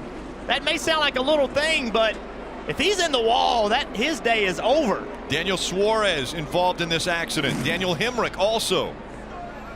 Now we'll have to go back to see if the white flag was received by Denny Hamlin before the caution came out. I think that's over, too. The caution came out first. That means they'll try to restart again. Oh, Joey Logano did not want to hear that, because that car is damaged. Not received the white flag. Remember, it's not the flag itself, it's the lights, right, Rick? Because we're looking at the flag, man. He's got the white and the caution, all this. NASCAR is going to see when the lights came on. But let's see what happened. We talked about Joey Logano had to get to the finish. Chase was trying to win. Well, really, it starts with Brad Keselowski. He has to go 3 wide, 4 wide, and they just run out of real estate. Contact with the 41 up the track, catches Hemrick.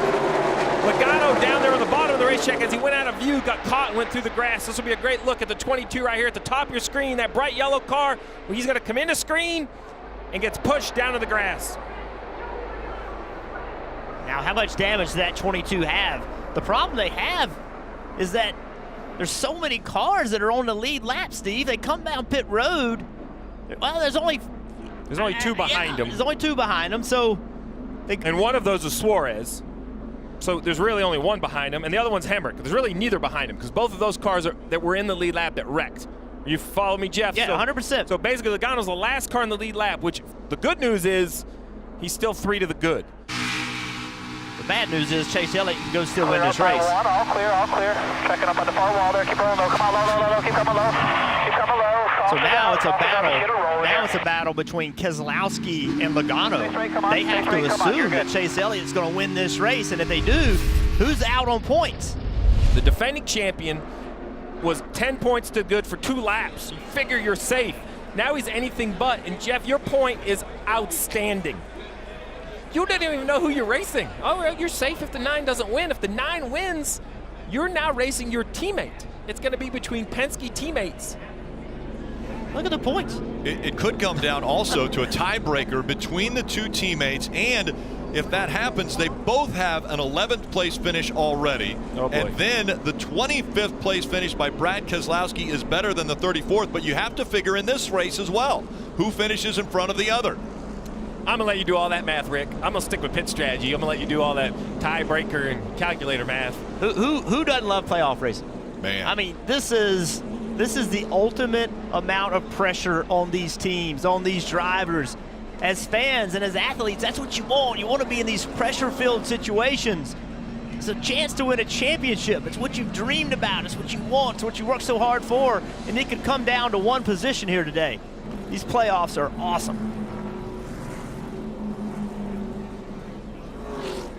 Hamlin, Kyle Busch, Chase Elliott, Eric Jones, William Byron, the top 5. Don't count out William Byron. And again, the way overtime works, they'll take the green flag. If they get around and receive the white flag, if the leader receives the white flag or the last lap, if he crosses the start-finish line with 1 to go before a caution comes out, then the next flag will end the race, either be the yellow or the checkered flag. Pit road is just open this time. Don't expect many people to come. Obviously, Joey Logano being the last car on the lead lap. He'll come down and work on his car.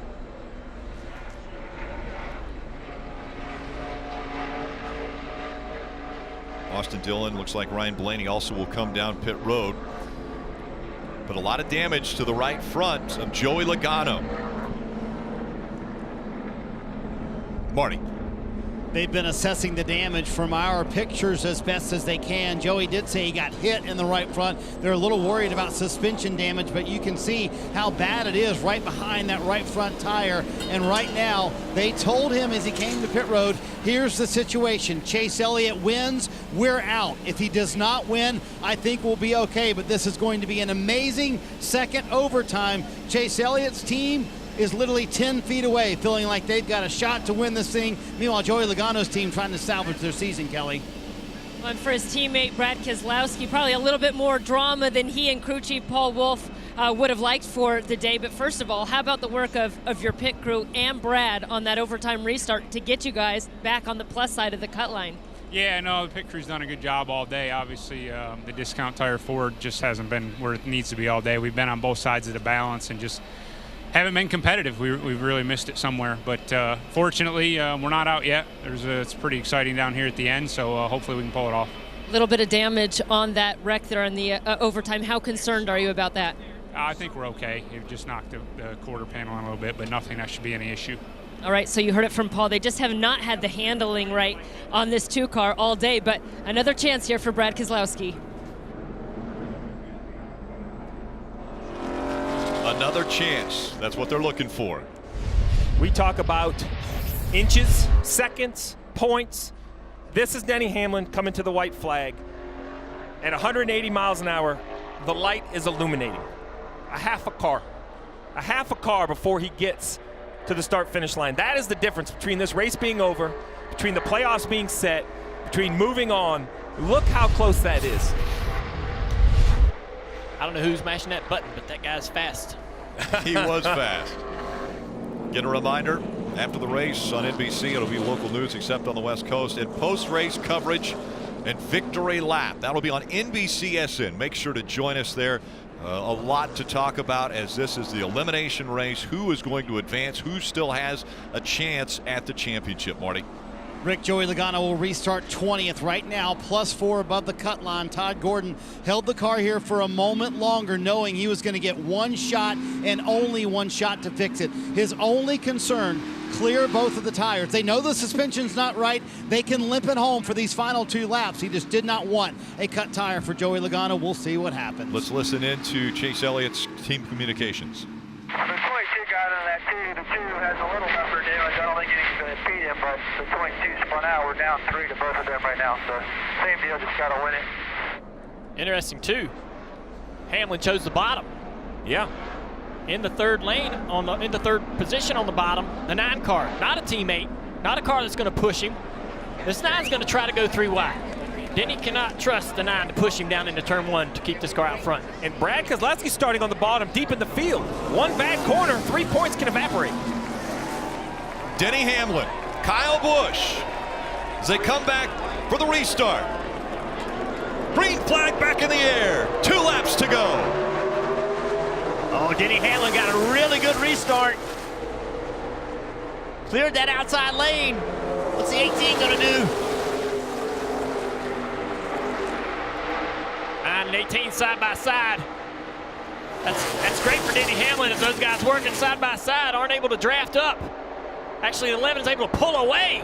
Pulling away. The fight for second now. Chase Elliott surging ahead. Chase is clear. He's got to drive up for that at 18. Joey Logano actually picking spots up back in the pack. Cars on the fence off of turn 4. Keselowski having trouble. He's really slow. The white flag came out. Now it's Denny Hamlin trying to hold off the 9 of Chase Elliott. Here comes Kyle Busch as well. Down the backstretch for the final time. Oh, a good Keselowski run by the 18.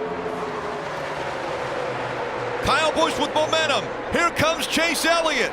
Denny Hamlin up the racetrack. Look at the points. Out of turn 4. Denny Hamlin will win at Kansas. And who will advance? Will it be Chase Elliott? The 2 of Brad Keselowski was falling back, losing positions. And it looks as though unofficially the 9 of Chase Elliott is going to advance into the round of 8.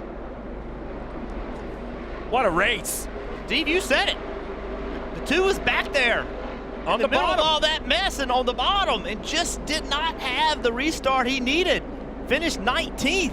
We've seen the restarts all day. 2, 3, 4 wide. You lose momentum and you're done. So let's take a look. The 2 accelerates pretty good, Junior. He gets down the front stretch. Heading into turn 1, he's thinking 3 wide. Yeah, he tries to go to the middle here. Harvick, the 88. Still looking pretty good. Got some momentum. Here's where it gets trouble. The 1 and the 14. Check up the 2 just a little bit. Look to the right rear. The 47 now. Now he's in 3 wide. The 21's trying to be a good teammate, trying to follow, yet to jump out of line. The 2's still looking good on offense. And then look at this right here. Loses momentum. The 17 jumps to his outside. That little bit of loss of momentum, we saw it in the middle 1 and 2. That caused all of this problem. Restarted 13th. Finished 19th. Didn't do anything wrong, just couldn't get going the right way. And look, he's still on defense. He has a lap to go. He tries to get some positions around. Now he's thinking he's got to get to 21, so he's got to try to jump to the outside, and this is where heavy contact. He can't lift. He has to stay in the gas. The 3 says, I'm going to give you a shot, try to help you. And now it's all or nothing down here at this end of the track. At this point right here, he's already out of the round. He's going to get the... Just lost too many spots on the restart. And so Brad Keselowski, when he fell back, Chase Elliott took advantage of it, stayed up in second, finished second to Denny Hamlin. Denny Hamlin wins in the NASCAR Monster Energy Cup Series playoffs. This victory fueled by Sunoco. Fuel your best. And a fist pump there for Denny Hamlin. We mentioned confidence. And how much confidence will he have now as Denny Hamlin has grabbed another win. This is win number 5 already in 2019. More playoff points that will go with him to the round of 8 as he's closing in on his first ever championship run. Rick, a huge smile from Denny Hamlin as he just won here at Kansas. You made it in by points, but you raced your way in. How good does this feel? Great. I mean, this is a great feeling. I mean, that car was awesome. To dominate that whole second half was great. And obviously got to thank everyone who pushed me there on the restarts. It was Kyle, the 19, and then the 9 there at the end. So good to see him make it by points anyway. But Hey, I'm just really happy for this whole FedEx team. This has been great. We've been running really good and just cannot wait to get to Martinsville. 5th win of the year. Congratulations. Thank you. That's your winner, Denny Hamlin. And he says he can't wait to get to Martinsville. Well, of course he can't wait to get to Martinsville. It's his favorite racetrack. The Virginia-born driver is excited to get back to Martinsville, Virginia. And he's got so much momentum. 5 wins already. How about breathing a sigh of relief?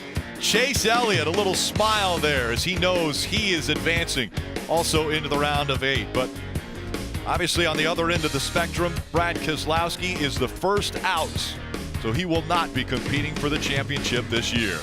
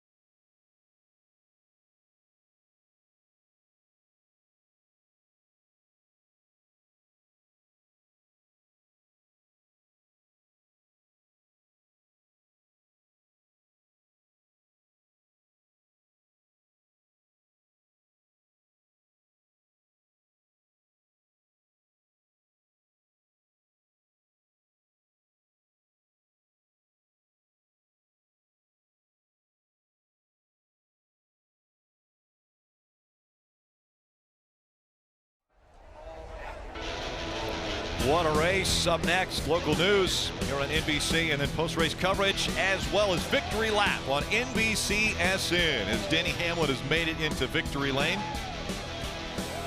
And the celebration will begin again. 5 wins already. As we take a look at the Coca-Cola winning moment, it's the final restart. Denny Hamlin got a great launch. Y'all know Chase Elliott was doing all he could. He needed to win this race, he thought. Just great work by Denny Hamlin. Finishing the deal.